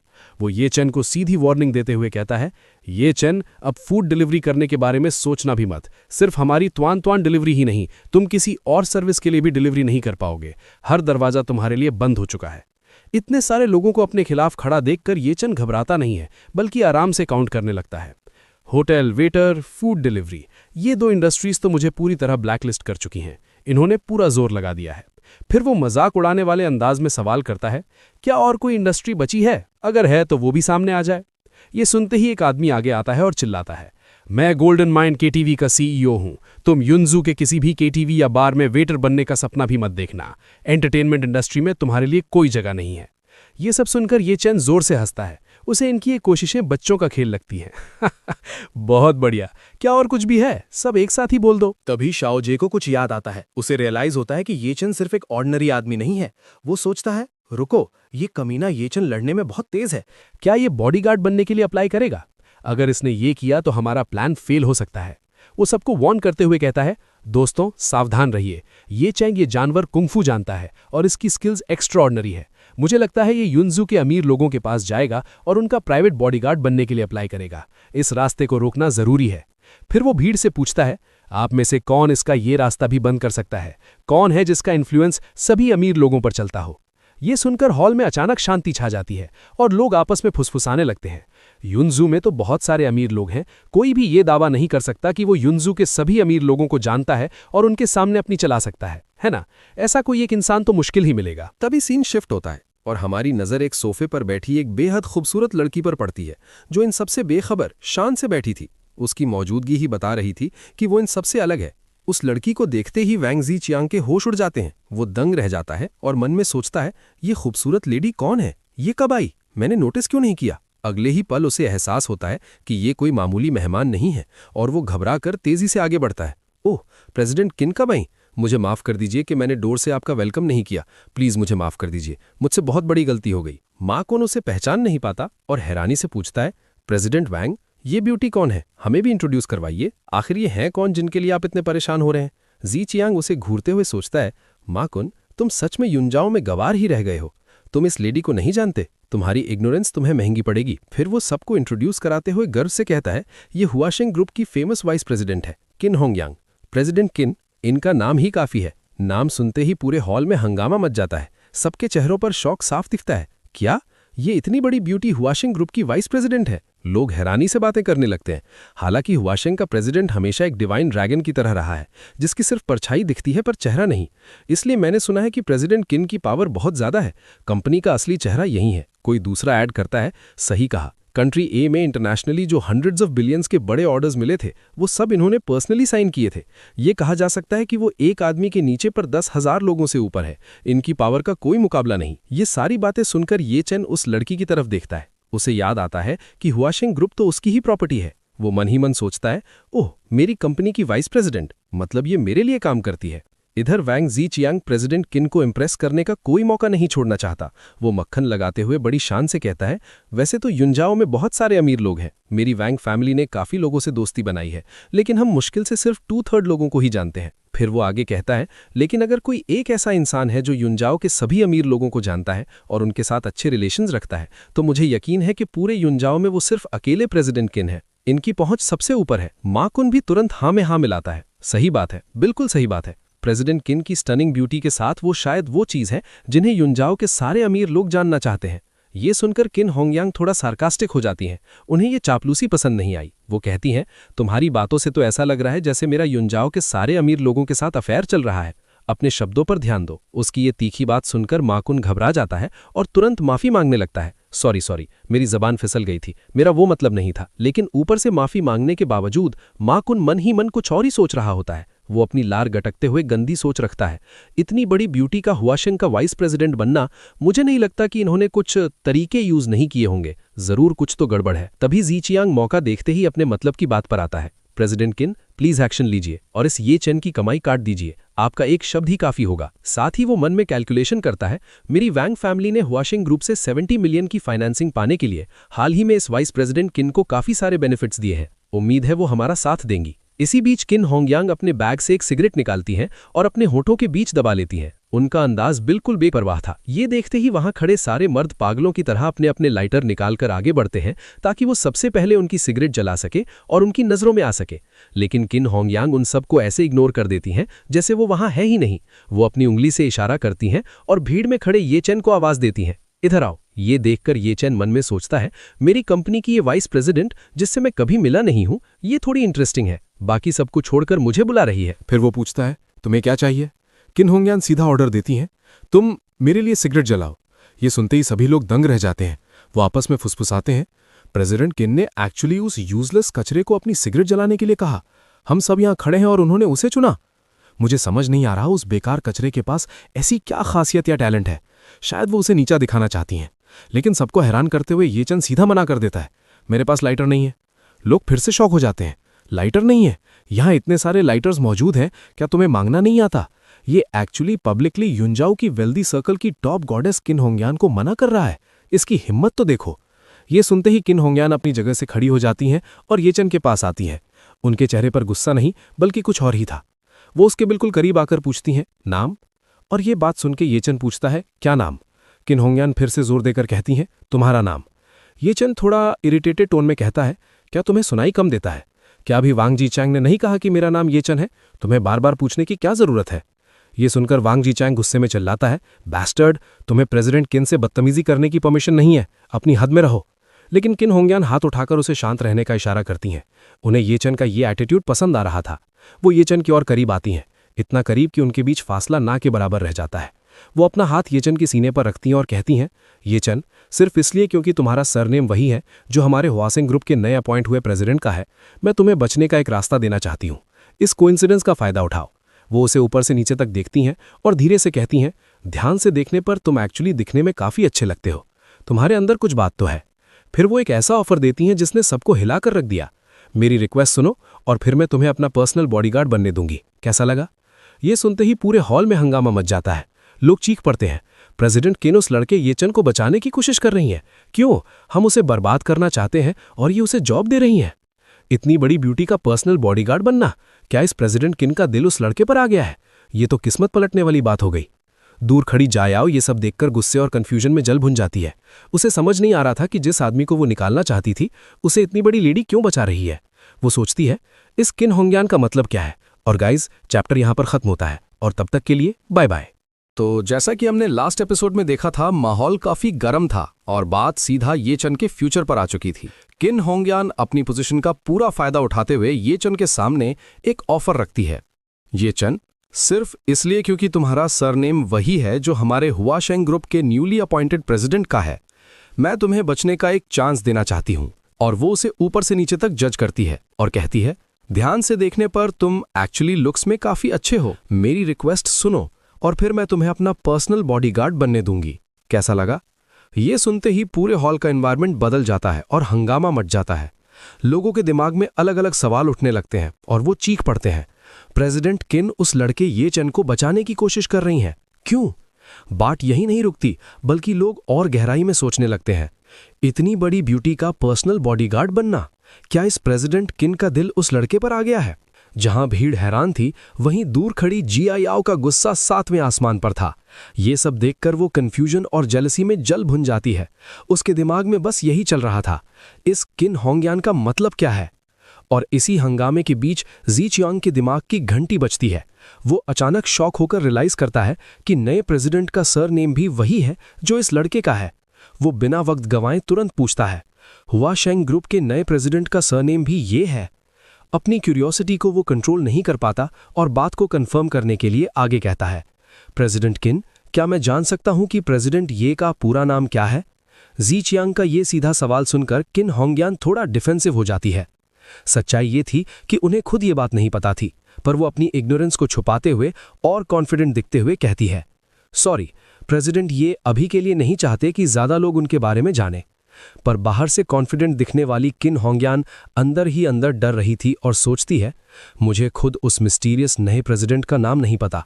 अगर इन्हें पता चल गया तो मजाक बन जाएगा। उसकी ये हालत और कॉन्फिडेंस का नकाब देखकर ये चेन मन ही मन मुस्कुराता है और सोचता है, इसे पक्का मेरी आइडेंटिटी नहीं पता, वरना ये मुझसे थोड़ी देर पहले सिगरेट जलवाने को नहीं कहती। सिचुएशन को समझते हुए ये चेन सीधा सवाल करता है, प्रेसिडेंट किन, आप मेरी रोजी रोटी का इंतजाम कैसे करने का प्लान रखती हैं? इस पर किन होंगयान बिना किसी लिहाज के एक शर्त रखती है और कहती है, जब तक तुम घुटनों पर बैठकर ओल्ड मैडम वैंग शाओजिए और अपनी पत्नी से अलग अलग माफी नहीं मांग लेते, मैं बीच में आकर तुम्हें बचाने को तैयार हूँ। उसके बाद मैं तुम्हें अपना पर्सनल बॉडीगार्ड हायर कर लूंगी, साल की 2 लाख सैलरी पर। उनका ये ऑफर सुनते ही वहां खड़े लोगों के बीच बातें शुरू हो जाती हैं। लोग आपस में फुसफुसाने लगते हैं, प्रेसिडेंट किन उस लड़के ये चेन को बचाने की कोशिश कर रही हैं। क्यों? कोई हैरानी से कैलकुलेशन लगाते हुए कहता है, सिर्फ झुककर गलती मांगने से ब्लैकलिस्ट होने से बच जाएगा और प्रेसिडेंट किन जैसी ब्यूटी का पर्सनल बॉडीगार्ड भी बनेगा। ये कमीना तो पक्का हाँ कर देगा। ये सब सुनकर दूर खड़ी जिया याओ का गुस्सा और बढ़ जाता है। वो जल भुनकर सोचती है, इस औरत को क्या हुआ है? ये लगातार ये चेन को घुरे जा रही है। वो तुरंत अपनी दादी के पास जाकर कंप्लेन करती है, दादी, प्रेसिडेंट किन आपके अगेंस्ट जाने की कोशिश कर रही हैं। लेकिन ओल्ड मैडम वैंग का रिएक्शन बिल्कुल अनएक्सपेक्टेड होता है। गुस्सा होने के बजाय वो किन होंगेन की चालाकी से इंप्रेस होकर कहती हैं, ये औरत बहुत हाई लेवल की प्लेयर है। कोई हैरानी नहीं कि ये इतनी कम उम्र में हुआ शेंग की वाइस प्रेसिडेंट है। वो जिया याओ को सिचुएशन समझाते हुए बोलती हैं, देखो, ये आसानी से किसी को नाराज नहीं करती और ये किसी भी मर्द को अपना दीवाना और थैंकफुल बना सकती है। अब सबको लगता है कि ये चैन इस गोल्डन ऑफर को हाथों हाथ ले लेगा, लेकिन तभी ये चैन का चेहरा बिल्कुल ठंडा पड़ जाता है और वो बिना किसी हिचकिचाहट के सीधा जवाब देता है, मैं मना करता हूँ। उसका ये 2 तुक जवाब सुनते ही जिया याओ की आंखें फटी की फटी रह जाती हैं। किन होंगे उनको अपने कानों पर यकीन नहीं होता। वो गुस्से और फ्रस्ट्रेशन से चिल्ला पड़ती है, तुम, वो बात दोबारा कहो। उसके दिमाग में ये बात हजम नहीं हो रही थी और वो सोचती है, इस छोटे से घर जवाई ने एक्चुअली मुझे सबके सामने मना कर दिया। तभी अचानक सीन पलट जाता है। ये चैन तेजी से आगे बढ़ता है और किन होंगेन के बिल्कुल पास पहुंचकर उनका कान पकड़ लेता है। वो उनके कान को खींचते हुए जोर से चिल्लाता है, मैंने कहा मैं मना करता हूं। और ये देखकर किन होंगयान दर्द से चीख पड़ती हैं। आह! उनका कान सुन पड़ जाता है और चेहरे पर दर्द और शर्म दोनों एक साथ दिखाई देते हैं। ये बदतमीजी देखकर के जी चियांग आपे से बाहर हो जाता है और ये चेन पर उंगली उठाकर चिल्लाता है, तेरी हिम्मत कैसे हुई प्रेसिडेंट किन पर हाथ उठाने की? लेकिन ये चेन बिल्कुल रिलैक्स्ड होकर अपनी हरकत को जस्टिफाई करते हुए मजाक उड़ाते हुए कहता है, मुझे लगा प्रेसिडेंट किन को कम सुनाई देता है, इसलिए मैंने बिल्कुल उनके कान के पास जाके बोला। अपनी बेइज्जती होते देख किन होंगयान का गुस्सा कंट्रोल से बाहर हो जाता है। वो ये चेन को घूरते हुए चैलेंज करती है, अच्छा, बहुत अच्छा, ये चेन, तुम में हिम्मत तो है। और वो मन में गुस्से से उबलते हुए सोचती है, इस घर जवाई को नहीं पता कि इसके लिए क्या सही है। अब बात सीधा धमकी पर आ जाती है। वो ओल्ड मैडम की तरफ मुड़कर सबके सामने अनाउंस करती है, ओल्ड मैडम वैंग, मैं किन होंगयान, हुआशेंग ग्रुप की वाइस प्रेसिडेंट, वैंग फैमिली को सपोर्ट करने के लिए तैयार हूं और मैं युनजू में ये चेन के सर्वाइव करने के सारे रास्ते ब्लॉक कर दूंगी। जैसे ही ये फाइनल अनाउंसमेंट होती है, वहां खड़े गेस्ट्स ये चेन पर हंसने लगते हैं। एक आदमी ताना मारता है, ये चेन तो बेकार कचरे के ढेर, अब तो बॉडीगार्ड भी नहीं बन सकता। दूसरा आदमी भी हंसती हुई आग में घी डाल देता है और फ्यूचर प्रेडिक्ट करते हुए कहता है, आगे चलकर तेरे पास युनजू में जिंदा रहने का कोई चांस नहीं होगा। ये सब देखकर जिया याओ मन ही मन सेटिस्फैक्शन महसूस करती है और कहती है, तूने ये सब खुद अपने पैरों पर कुल्हाड़ी मारकर किया है। मैंने तेरे साथ जो भी किया तुझे बस वो सब चुपचाप से सहना चाहिए था। और ये सब सुनने के बाद जब सबको लगा कि ये चेन हार मान लेगा, वो किन होंग्यान से एक टेक्निकल सवाल करता है। किन होंग्यान, क्या मैं पूछ सकता हूं कि आपने जो अभी कहा वो आपका पर्सनल डिसीजन है या वाशिंग ग्रुप का? किन होंग्यान बिना हिचकिचाहट पूरे कॉन्फिडेंस के साथ जवाब देती है, बिल्कुल, ये दोनों का डिसीजन है। इस पर ये चैन उन्हें लॉजिक के जाल में घेर लेता है और कहता है, आप वॉशिंग ग्रुप की वाइस प्रेसिडेंट हैं, प्रेसिडेंट नहीं, तो आपको वॉशिंग ग्रुप का स्टैंस रिप्रेजेंट करने का क्या हक है? ये चैन की ये लॉजिकल बात सुनते ही भीड़ में खुसफुस शुरू हो जाती है। लोग रियलाइज करते हैं कि बात में दम है और कहने लगते हैं, सही बात है, प्रेसिडेंट किन की पोजीशन वॉशिंग ग्रुप में सबसे हाई नहीं है। कोई दूसरा गेस्ट लीगल एंगल से कहता है, लॉजिकली देखा जाए तो वो प्रेसिडेंट के बिहाफ पर डिसीजन नहीं ले सकती।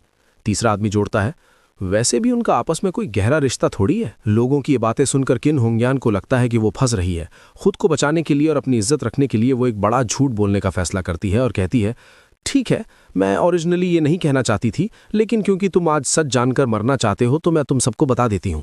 असल में वॉशिंग ग्रुप के नए अपॉइंट हुए प्रेसिडेंट ये मेरे लवर हैं। ये सुनते ही असली प्रेसिडेंट ये यानी कि ये चैन का दिमाग हिल जाता है।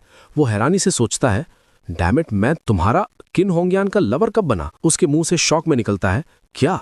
किन होंग्यान अपनी झूठी कहानी पर टिकी रहती है और बात पर जोर देकर कहती है, मैंने कहा प्रेसिडेंट ये मेरे लवर हैं। ये चैन ये बात सुन के मन में कहता है, मेरे मुंह पर मुझे अपना लवर बताते हुए तुम्हें शर्म नहीं आती? और किन होंग्यान की इस बॉम्बशेल रेवलेशन को सुनते ही वहां खड़े गेस्ट्स के बीच खुसफुस शुरू हो जाती है और सब हैरानी से एक दूसरे को देखने लगते हैं।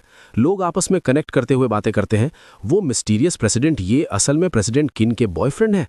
तभी तो वो अचानक युनजू में टपक पड़े। भीड़ में से एक शख्स अग्री करते हुए कहता है, प्रेसिडेंट किन के लायक कोई इंसान प्रेसिडेंट ये के लेवल का डोमिनेटिंग प्रेसिडेंट ही हो सकता है। एक परफेक्ट मैच। ये बात सुनकर दूसरा आदमी ये चैन का मजाक उड़ाते हुए कंफर्म करता है, कचरा ये चैन, वो दोनों लवर्स हैं, एक कपल हैं, तो जाहिर है वो प्रेसिडेंट ये और पूरे वॉशिंग ग्रुप को रिप्रेजेंट कर सकती हैं। तीसरा आदमी जुड़ता है और वार्निंग देता है, बिल्कुल सही, प्रेसिडेंट किन की काबिलियत पर सवाल उठाने की हिम्मत करके तू मौत को दावत दे रहा है। और किन होंग्यान की बात सुनते ही जी चियांग के चेहरे पर एक बड़ी राहत दिखाई देती है। वो तुरंत मस्का लगाते हुए कहता है, प्रेसिडेंट किन, आपने ये पहले क्यों नहीं बताया? अगर प्रेसिडेंट ये आपके लवर हैं तो हम चैन की सांस ले सकते हैं।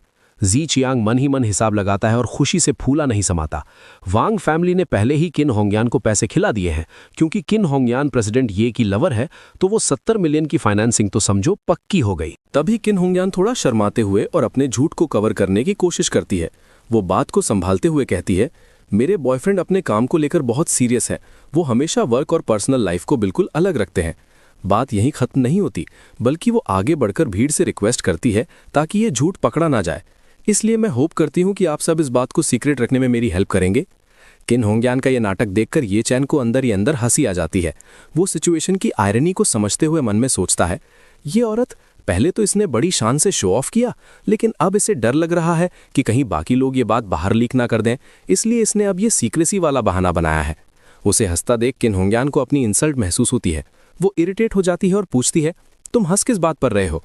ये चैन उसे रियलिटी चेक देने के लिए टॉन्ट मारते हुए कहता है, मैंने सुना है कि प्रेसिडेंट ये ना सिर्फ बेहद अमीर हैं, बल्कि हैंडसम और टैलेंटेड भी हैं।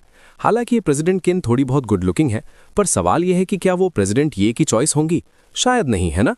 ये सुनते ही किन होंग्यान की ईगो हर्ट हो जाती है और वो और ज्यादा फेंकना शुरू कर देती है। वो अकड़ कर अपनी इंपॉर्टेंस दिखाते हुए बोलती है, प्रेसिडेंट ये को भी मुझसे पहली नजर में ही प्यार हो गया था। उन्होंने साउथ ईस्ट एशिया में एक पूरा आइलैंड रेंट पर लिया, एक शानदार कन्फेशन सेरेमनी अरेंज की और बेग करते हुए मुझसे उनकी गर्लफ्रेंड बनने की रिक्वेस्ट की। भीड़ ये सुनकर वाव करती है और पूरी तरह से इंप्रेस हो जाती है। लेकिन असली प्रेसिडेंट होने के नाते ये चैन ये सुनकर शॉक हो जाता है और सोचता है, तुम औरत सच में स्टोरीज बनाना अच्छे से जानती हो। फिर वो इस पॉइंटलेस डिस्कशन से थक कर कहता है, रहने दो, मैं तुमसे अब और आर्ग्यू नहीं करना चाहता। इस पॉइंट पर ये चैन अपना ध्यान हटाता है और सीधा जायाओ की तरफ मुड़ता है और अपना फाइनल डिसीजन सुनाता है। जायाओ, चलो अभी सिविल अफेयर्स ब्यूरो चलते हैं डिवोर्स का प्रोसेस शुरू करने के लिए।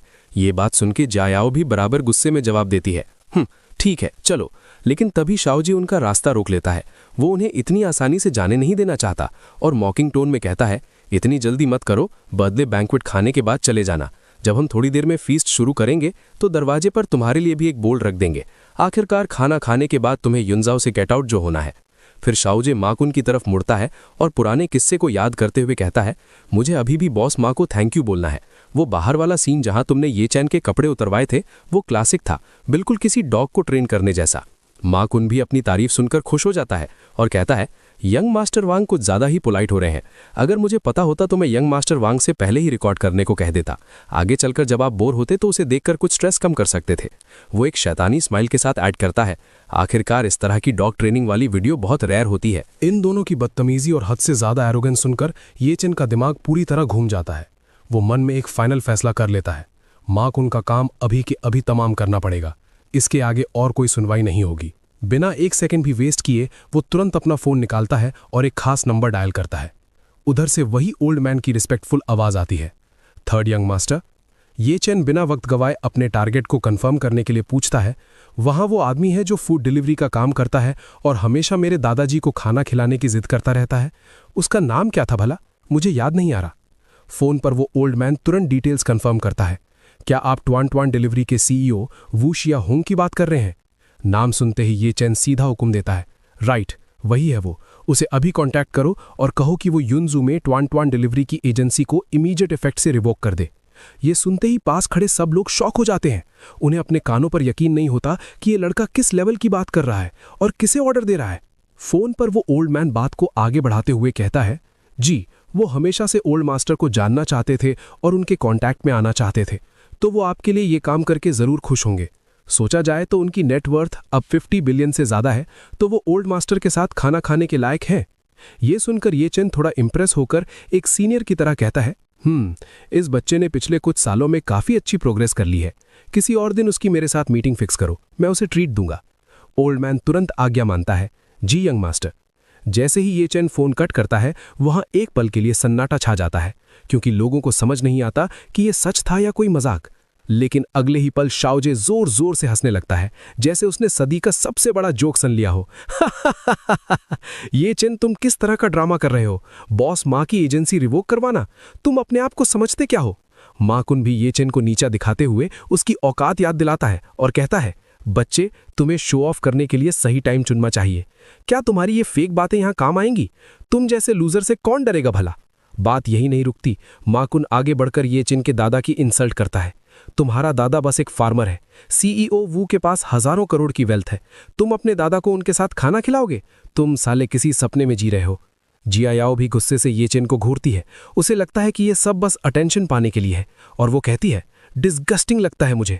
अगर तुम्हारे पास कैपेबिलिटी नहीं है तो नहीं है, ये ड्रामा क्यों करना?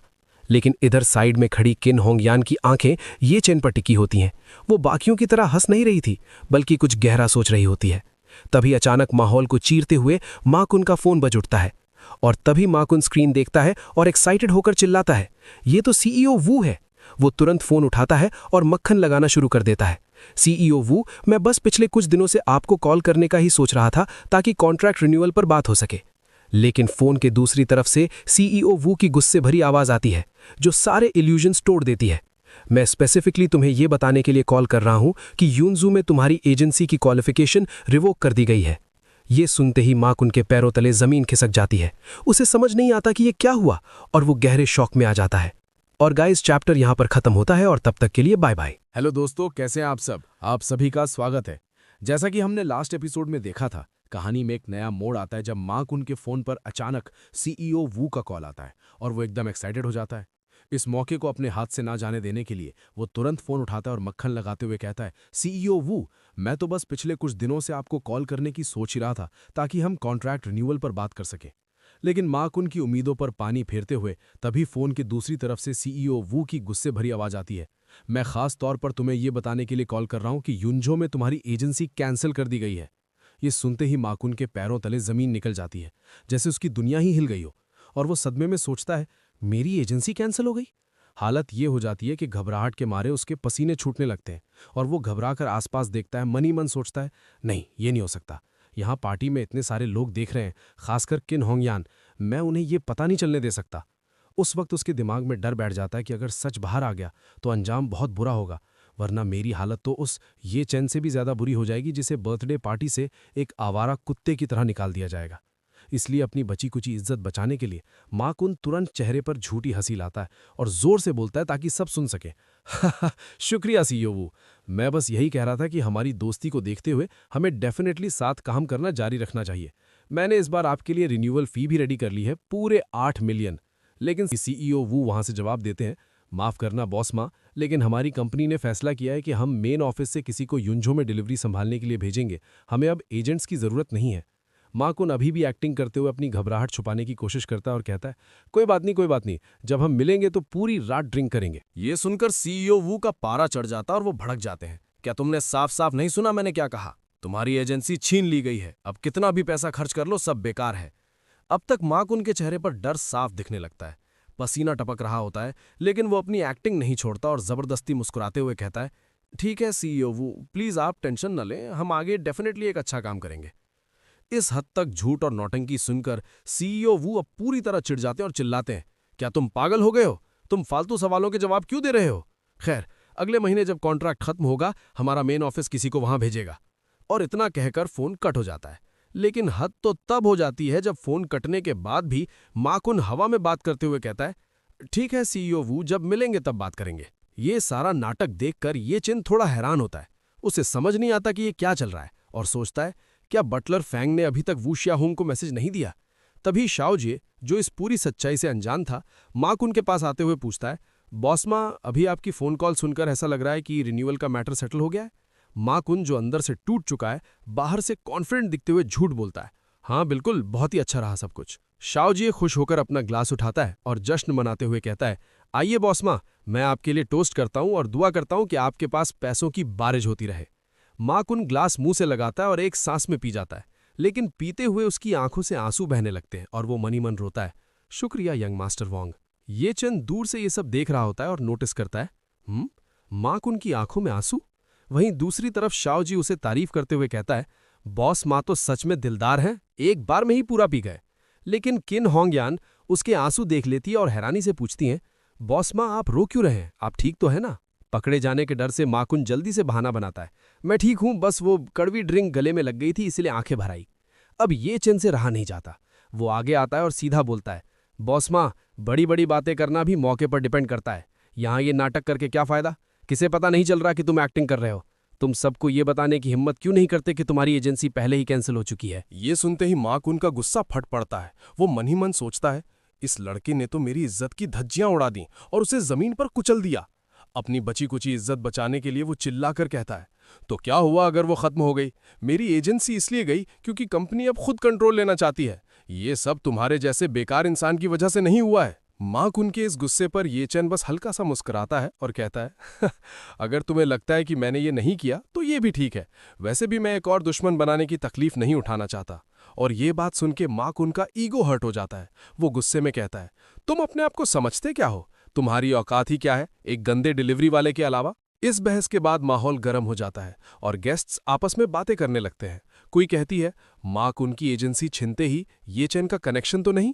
तो कोई दूसरा कहता है, अरे नहीं, ऐसा नहीं हो सकता, वो तो बस एक छोटा सा घर जमाई है। लेकिन कुछ लोग डरते हुए सोचते हैं, लेकिन अगर ये सच हुआ तो? अगर हमने इसका मजाक उड़ाया तो क्या होगा? तभी सिचुएशन को कंट्रोल करने के लिए जिया याओ की मां बीच में आती है और सबको चुप कराते हुए कहता है, आप सब लोग टेंशन मत लीजिए। बॉस मां के साथ जो हुआ उसका इस बेकार दामाद से कोई लेना देना नहीं है। इसका परिवार गांव से है, इसका दादा एक किसान है। ये बिल्कुल इम्पॉसिबल है कि ये सीईओ वू को जानता हो जो इतनी दूर रहते हैं। ये बात सुन के वैंग फैमिली के बाकी लोग भी हाँ में हाँ मिलाते हैं। सही बात है, ये बेकार इंसान पिछले 3 साल से हमारे परिवार में घर जमाई बनकर रह रहा है। अगर ये सच में इतने बड़े लोगों को जानता तो क्या ये 3 साल तक खुशी खुशी कुत्ता बनकर रहता? एक और रिश्तेदार बात को आगे बढ़ाते हुए कहता है, बिल्कुल, अमीर घर के लड़के तो नाजुक होते हैं, वो थोड़ी सी भी तकलीफ नहीं झेल सकते, तो वो 3 साल तक घर जमाई बनकर कैसे रह सकते हैं? ये तो सच में बहुत फनी बात है। इसी बीच ओल्ड मैडम वैंग सिक्योरिटी को इशारा करती है और उसके बाद गार्ड्स माकुन को घेर कर उसे बाहर निकालने लगते हैं। एक बॉडीगार्ड कहता है, मिस्टर मा, प्लीज इस तरफ आइए। लेकिन माकुन अपनी बेइज्जती बर्दाश्त नहीं कर पाता और चिल्लाते हुए कहता है, अरे सुनो, मैं तो वो पुरानी वाइन लाया था। लेकिन बॉडीगार्ड उसे वाइन वापस पकड़ते हुए कहता है, प्लीज अपनी ये वाइन वापस ले जाइए। माकुन चिल्लाता रह जाता है, रुको ओल्ड मैडम वैंग, प्रेसिडेंट वैंग, लेकिन उसे वहां से निकाल दिया जाता है। अंत में ये तमाशा देखकर ये चैन मन ही मन सोचता है, ये वैंग फैमिली और इस सोसाइटी के लोग ये सब के सब कितने मतलबी हैं।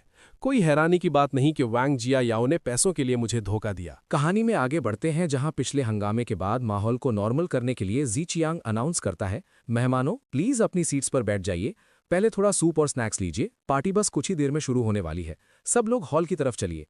जैसे ही सब लोग डाइनिंग एरिया की तरफ बढ़ते हैं, वहां एक अलग ही टेंशन चल रही होती है। और तभी जिया याओ येचन के पास आती है और कहती है, खाना खत्म करने के बाद हम डिवोर्स करेंगे, याद रखना। दादी के 80th बर्थडे पर कोई असर नहीं पड़ना चाहिए। जिया याओ की इस बात को सुनने के बाद येचन बिना कोई रिएक्शन दिए टेबल पर बैठ जाता है और मन ही मन सोचता है, ठीक है, तो फिर वांग जिया याओ का खाना खत्म करने का वेट करते हैं, उसके बाद ही डिवोर्स के लिए जाएंगे।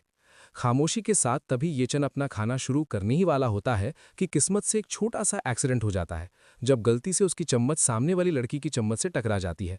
इस मामूली सी बात को देखकर वो लड़की तुरंत चिल्लाती है, आह, कितना अनोइंग है, मेरी चम्मच उस बेकार कचरे की चम्मच से टच हो गई, मेरी चम्मच अब साफ नहीं रही, वाह। उस लड़की के इस ओवर रिएक्शन को लेकर येचन उसकी नौटंकी को इग्नोर करके उसके बोल में रखे सूप को गौर से देखता है और सूप के इंग्रेडिएंट्स को पहचानते हुए सोचता है, ये तो पपाया है, ब्रेस्ट साइज बढ़ाने के लिए। इस ऑब्जर्वेशन के बाद फिर वो उस लड़की को देखता है जो पहले से ही काफी वेल डेवलप्ड दिख रही होती है और बिना कोई मौका गवाए एक तीखा कमेंट मारता है, तुम्हें शायद वैसे भी पपाया खाने की जरूरत नहीं है ना। येचन का ये अनएक्सपेक्टेड कमेंट सुन के लड़की पहले तो कंफ्यूज होती है, फिर बात समझते ही गुस्से से लाल हो जाती है और चिल्लाती है, येचन, तुम्हारा क्या मतलब है, मुझे पपाया खाने की जरूरत क्यों नहीं होगी। जवाब में येचन बात खत्म करते हुए कहता है, रहने दो, समझ लो मैंने कुछ नहीं कहा, मैं ये सूप तुम्हें पास कर देता हूं, तुम खुद ही पी लो। उसकी इस बेपरवाही को सुन के लड़की चिढ़ जाती है और गुस्से में सोचती है, ये घर जमाई मेरी आंखों में आंखें डालकर भी नहीं देख रहा, कितना अनोइंग है ये। अपनी बेइज्जती का बदला लेने के लिए वो लड़की तुरंत ओल्ड मैडम वांग के पास जाती है और कंप्लेन करती है, दादी, येचन को आगे से यहां मत खाने दीजिएगा, इसने कोई बर्थडे गिफ्ट भी रेडी नहीं किया तो किस हक से ये आपकी पार्टी में खा रहा है। लेकिन यहाँ दादी का रिएक्शन कुछ और ही होता है। इस पर ओल्ड मैडम वैंग अपनी फैमिली की रेपुटेशन बचाते हुए सख्ती से कहती हैं, हमारे वैंग परिवार की अपनी एक इज्जत है, उसे आज का खाना खत्म करने दो, उसके बाद वो डिवोर्स के लिए चला जाएगा। दादी के मना करने के बावजूद वो लड़की फिर भी आर्ग्यू करती है, लेकिन आज आपका 80th बर्थडे है और इसने एक गिफ्ट तक नहीं दिया। गिफ्ट की बात सुनकर येचेन को पुरानी बातें याद आती हैं। वो अपने 3 साल के सफर को याद करते हुए सोचता है, सच में अगर ओल्ड मैडम वैंग ने जिद नहीं की होती कि 3 साल तक डिवोर्स नहीं हो सकता, तो मेरा मिशन बहुत पहले ही फेल हो गया होता। इसलिए अब उसे लगता है कि जाते जाते कुछ करना चाहिए। फैसला लेते हुए वो डिसाइड करता है, आज मैं ऑफिशियली वैंग फैमिली छोड़ रहा हूं और कोइंसिडेंटली आज बुढ़िया का 80th बर्थडे भी है, तो मुझे सच में एक गिफ्ट देना चाहिए। अपने प्लान को अंजाम देने के लिए वो तुरंत अपना फोन निकालता है और एक नंबर डायल करके ऑर्डर देता है, हेलो, मेरे लिए एक गिफ्ट रेडी करो और उसे वान हाओ होटल डिलीवर करवा दो। ये चेन को फोन पर गिफ्ट मंगवाते हुए देखकर उसकी ये बात सुनकर जिया याओ कहती है, चा, अब तुम्हें अपनी शर्म याद आई, लेकिन हमारा वैंग परिवार तुम्हारे भेजे हुए कचरे को एक्सेप्ट नहीं करेगा। जिया याओ को लगता है कि ये बस दिखावा है। वो मन ही मन सोचती है, ये चेन जैसा आदमी जो बीवी के पैसों पर पलता हो, वो भला क्या ही दे सकता है। इसी सोच के साथ वो उसे नीचा दिखाते हुए कहती है, अपनी बेइज्जती करवाना बंद करो, फोन करो और अपना वो गिफ्ट वापस भिजवा दो। अगर तुम्हें दादी को गिफ्ट देना ही है तो मैं किसी से कहकर तुम्हारे लिए गिफ्ट मंगवा देती हूँ। लेकिन ये चेन उसकी बात को पूरी तरह इग्नोर कर देता है और खाने में लगा रहता है। जिया याओ को अपनी बात का ये इग्नोर किया जाना बर्दाश्त नहीं होता और वो चिढ़कर चिल्लाती है, ओए, क्या तुमने सुना मैंने क्या कहा। पार्टी में वक्त गुजरता है और 10 मिनट बीत जाते हैं। अचानक हॉल के एंट्रेंस पर तेजी से कदमों की आवाज आती है। वहां एक डिलीवरी बॉय हाथ में बैग लिए अंदर आने की कोशिश करता है, लेकिन दरवाजे पर खड़ा बॉडीगार्ड उसे रोकते हुए कहता है, माफ करना, आज यहां वैंग फैमिली की पार्टी है, फालतू लोगों का अंदर आना मना है। अपनी मजबूरी बताते हुए डिलीवरी बॉय एक्सप्लेन करता है, ओह, मैं तो बस यहां एक बर्थडे गिफ्ट डिलीवर करने आया हूं। बॉडीगार्ड के हटने पर वो लड़का अंदर आता है और सबसे पूछता है, क्या मैं जान सकता हूं कि आज किसका बर्थडे मनाया जा रहा है। एक अनजान आदमी को अंदर देखकर ये देखते ही शाओजे का गुस्सा बढ़ जाता है। वो चिल्लाता है, ये एक और डिलीवरी वाला क्यों आ गया, ये मेरी दादी की पार्टी है, तुम्हें अंदर किसने आने दिया। माहौल बिगड़ता देख डिलीवरी बॉय कहता है, मैं अभी रस्ते में एक रॉल्स रॉयस ओनर से मिला था, वो शायद यहां खुद आना चाहते थे, लेकिन सड़क पर बहुत भयानक जाम लगा हुआ है तो शायद वो जल्दी नहीं आ पाएंगे। उन्होंने मुझे 500 रुपए दिए और ये जिम्मेदारी थी कि मैं ये गिफ्ट वानहाओ होटल तक डिलीवर कर दूं। जैसे ही शब्द रॉल्स रॉयस ओनर शाओजे के कानों में पड़ता है, ये सुनते ही शाओजे का गुस्सा गायब हो जाता है और लालच आ जाता है। अमीर कनेक्शन समझकर वो खुश होकर कहता है, ओह, तो इसका मतलब ये मेरी दादी के लिए गिफ्ट था, लाओ वो गिफ्ट मुझे दे दो। गिफ्ट मिलने की जल्दी में बॉक्स लेने के बाद शाओजे उसे सबके सामने खोलता है, लेकिन जैसे ही बॉक्स का ढक्कन खुलता है उसकी आंखें फटी की फटी रह जाती हैं। ये क्या है? सबकी नजरों के सामने बॉक्स के अंदर से एक ग्रीन लाइट निकलता है। उसकी चमक देखकर शाओजे उस चमकते हुए ब्रेसलेट को देखकर चिल्लाता है, कितना शानदार आइस टाइप जेड है, ये पूरी तरह ट्रांसपेरेंट है, ये जेड में सबसे बेस्ट है, इस ब्रेसलेट की कीमत कम से कम 10 मिलियन होगी। इस खुलासे के बाद पूरे हॉल में हंगामा मच जाता है। सब लोग एक दूसरे को देखकर हैरानी से बातें करने लगते हैं। एक चीज जिसकी कीमत 1 करोड़ है, उसे एक डिलीवरी वाला इतने कैजुअली लेकर आ गया। वो टाइकून आखिर है कौन? और जहां एक तरफ सब लोग उस महंगे गिफ्ट के बारे में सोचकर दंग है, वहीं ये चेन, जिसने ये गिफ्ट मंगवाया था, एकदम शांति से बैठा अपना खाना खा रहा है। और गाइज, चैप्टर यहां पर खत्म होता है। तब तक के लिए बाय बाय। तो जैसा कि हमने पिछले एपिसोड में देखा था, उस बॉक्स के खुलते ही उसमें से एक बेहद कीमती जेड ब्रेसलेट निकलता है, जिसे देखकर वहां मौजूद हर शख्स की आंखें फटी की फटी रह गई थीं। और अगले ही पल हर तरफ बस उसी ब्रेसलेट की चर्चा होने लगती है। गेस्ट्स और फैमिली मेंबर्स अपनी हैरानी छुपा नहीं पाते और जोर जोर से बातें करने लगते हैं। ये जेड ब्रेसलेट आज के सारे गिफ्ट्स में सबसे महंगा और कीमती पीस है। ये बात सुनते ही सबकी क्यूरियोसिटी बढ़ गई और वो ओल्ड मैडम वैंग की तरफ देखते हुए पूछते हैं, ओल्ड मैडम वैंग, आखिर वो कौन है जिसने इतना जेनरस गिफ्ट भेजा है? आपको हमें उनसे बाद में जरूर मिलवाना पड़ेगा। लेकिन कहानी में ट्विस्ट तब आता है जब ओल्ड मैडम वैंग खुद कंफ्यूजन में उस ब्रेसलेट को देख रही होती हैं। वो अपने हाथों में उसे पकड़ते हुए कहती हैं, सच कहूं तो इस ओल्ड लेडी को भी इस बारे में कुछ क्लियर नहीं है। अब पूरे हॉल में एक सस्पेंस बन जाता है। गेस्ट्स आपस में खुसुर-पुसुर करने लगते हैं। वैंग फैमिली से जुड़े सारे फैमिली आज यहाँ मौजूद हैं, किसी को भी छोड़ा नहीं गया। तो आखिर ये ब्रेसलेट भेजा किसने? तभी भीड़ में से ये चैन की sister in law Wong yuan yuan उस चमकते हुए ब्रेसलेट को देखकर लालच भरी नजरों से सोचती है, कितना खूबसूरत ब्रेसलेट है। और फिर वो बड़े कॉन्फिडेंस के साथ सबके सामने कहती है, क्या ये मेरे किसी चाहने वाले ने भेजा होगा? ये सुनते ही वहां खड़े गेस्ट्स के दिमाग में भी यही बात घूमने लगती है। वो मन ही मन सोचते हैं, हाँ, ये पॉसिबल है। वोंग युआन युआन का फिगर इतना हॉट है कि जो मर्द उसे देख ले उसे रात भर नींद ना आए। और वो अभी सिर्फ 20 साल की है, उसका कोई बॉयफ्रेंड भी नहीं है। वो तो कई अमीर यंग मास्टर्स का टारगेट है जो उसे डेट करना चाहते हैं। ये बातें सुनकर युआन युआन के डैड जी चियांग का सीना गर्व से चौड़ा हो जाता है। वो तुरंत हाँ में हाँ मिलाते हुए कहते हैं, बिल्कुल, इसके चांसेस बहुत ज्यादा हैं। मेरी डॉटर है ही इतनी खूबसूरत और ऑनलाइन उसके लाखों फैंस हैं। ये पक्का किसी अमीर यंग मास्टर ने भेजा होगा जो युआन युआन को पसंद करता है। इतना सुनकर किन होंग यान भी कहती है, तो फिर एडवांस में कांग्रेचुलेशंस प्रेसिडेंट वैंग, आपका होने वाला सन इन लॉ वाकई बहुत जनरस है, जिसने करोड़ों का गिफ्ट भेजा है। जी चियांग खुशी से फूला नहीं समाता और कहता है, अरे बस बस प्रेसिडेंट किन, आप तो मुझे शर्मिंदा कर रहे हैं। इस पूरे ड्रामे को ये चैन चुपचाप देख रहा होता है। उसके चेहरे पर एक फीकी सी मुस्कान होती है और वो मन ही मन सोचता है, ये लोग अंधेरे में तीर मारना और ये मानना पसंद करेंगे कि इसे युआन युआन के किसी लवर ने दिया है, बजाय इसके कि ये मान ले कि इसे मैंने भेजा है। ये सब सोचकर ये चैन अपनी जगह से खड़ा होता है और जिया याओ की तरफ देखकर पूछता है, जिया याओ, क्या तुमने खाना खा लिया? जिया याओ हैरानी से उसकी तरफ देखती है और रूखेपन से जवाब देती है, मैंने खा लिया, क्या हुआ? तभी ये चैन एक गहरी सांस लेता है और वो बात बोल देता है जिसका वो कब से इंतजार कर रहा था। वो कहता है, क्योंकि तुमने खाना खा लिया है और मैंने अपना गिफ्ट भी दे दिया है, तो चलो अब सिविल अफेयर्स ब्यूरो चलते हैं और अभी के अभी डिवोर्स लेते हैं। ये सुनते ही जिया याओ को झटका लगता है। वो शॉक होकर पूछती है, रुको, क्या कहा तुमने? तुमने गिफ्ट दिया? तुमने कब गिफ्ट दिया? ये बात सुनके ये चैन सीधा उस जेड ब्रेसलेट की तरफ इशारा करता है जो सबकी नजरों का तारा बना हुआ था और कहता है, वो वहां रखा है, वही मेरा गिफ्ट है। ये सुनते ही जैसे वहां बॉम्ब फट जाता है। जिक्योंग गुस्से से लाल पीला होकर चिल्लाता है, ये चैन, तुम निहायती बेशरम हो। ये ब्रेसलेट करोड़ों का है, तुम 7 जन्म में भी इतना पैसा नहीं कमा पाओगे। तुम्हारी हिम्मत कैसे हुई ये कहने की कि ये ब्रेसलेट तुमने भेजा है? यूनियन भी मुंह बनाते हुए बीच में कूद पड़ती है। सिस्टर जियाओ, क्या आप अपने इस लूजर हस्बैंड को और तमाशा बनने से रोकेंगी?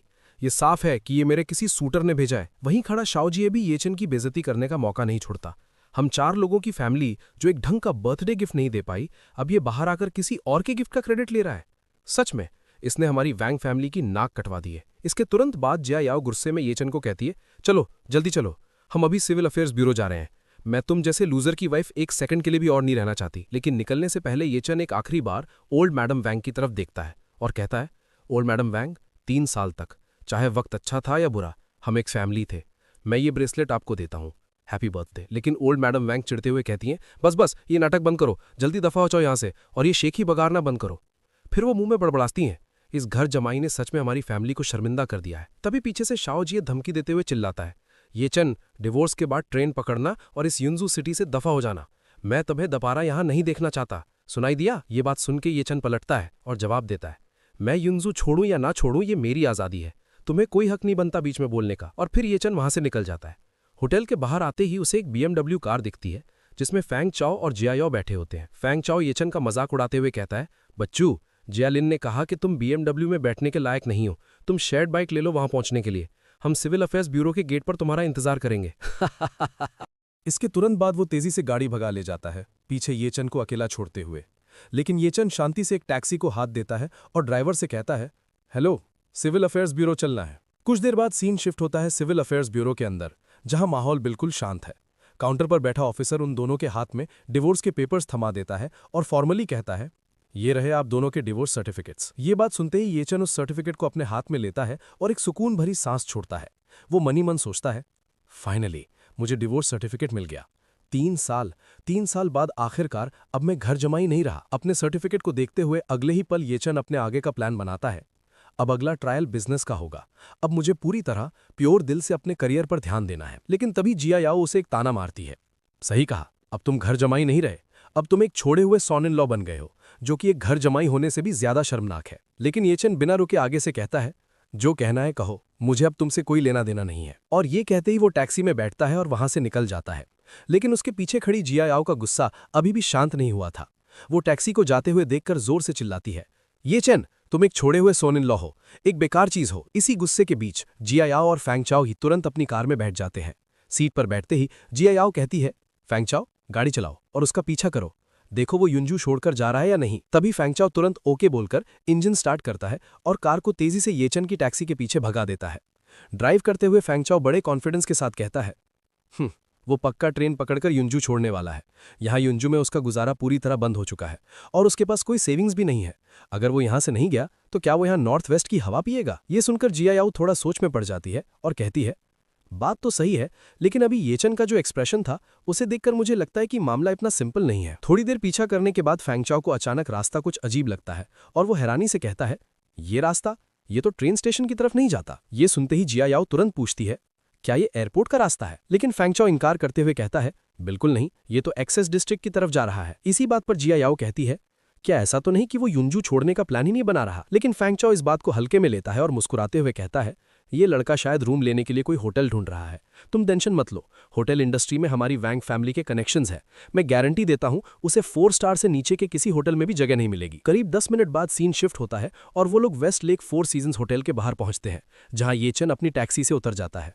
ठीक उसी वक्त फैंग चाओ और जिया याओ भी वहां पहुंच जाते हैं और येचन को वहां देखकर फैंग चाओ चिढ़कर कहता है, डैम, ये येचन यहाँ 4 सीजन्स होटल में वेटर की जॉब अप्लाई करने तो नहीं आया ना? ये बात सुन के जिया याओ गुस्से में कहती है, अभी बर्थडे बैंक्वेट में यंग मास्टर सन ने साफ तौर पर इसके वेटर बनने का रास्ता ब्लॉक कर दिया था, ये फिर भी यहाँ अप्लाई करने आ गया। साफ है कि इसे हमारी वैंग फैमिली के कनेक्शंस की कोई परवाह नहीं है। और इतना सुनते ही फैंग चाओ अपना फोन निकालता और कहता है, इस कमीने को मेरी पावर पर भरोसा नहीं है ना, रुको मैं अभी एक कॉल करता हूँ। वो फोन मिलाता और अकड़ कर बोलता है, हेलो लिटिल चियांग, अभी भी वेस्ट लेक में मैनेजर हो ना?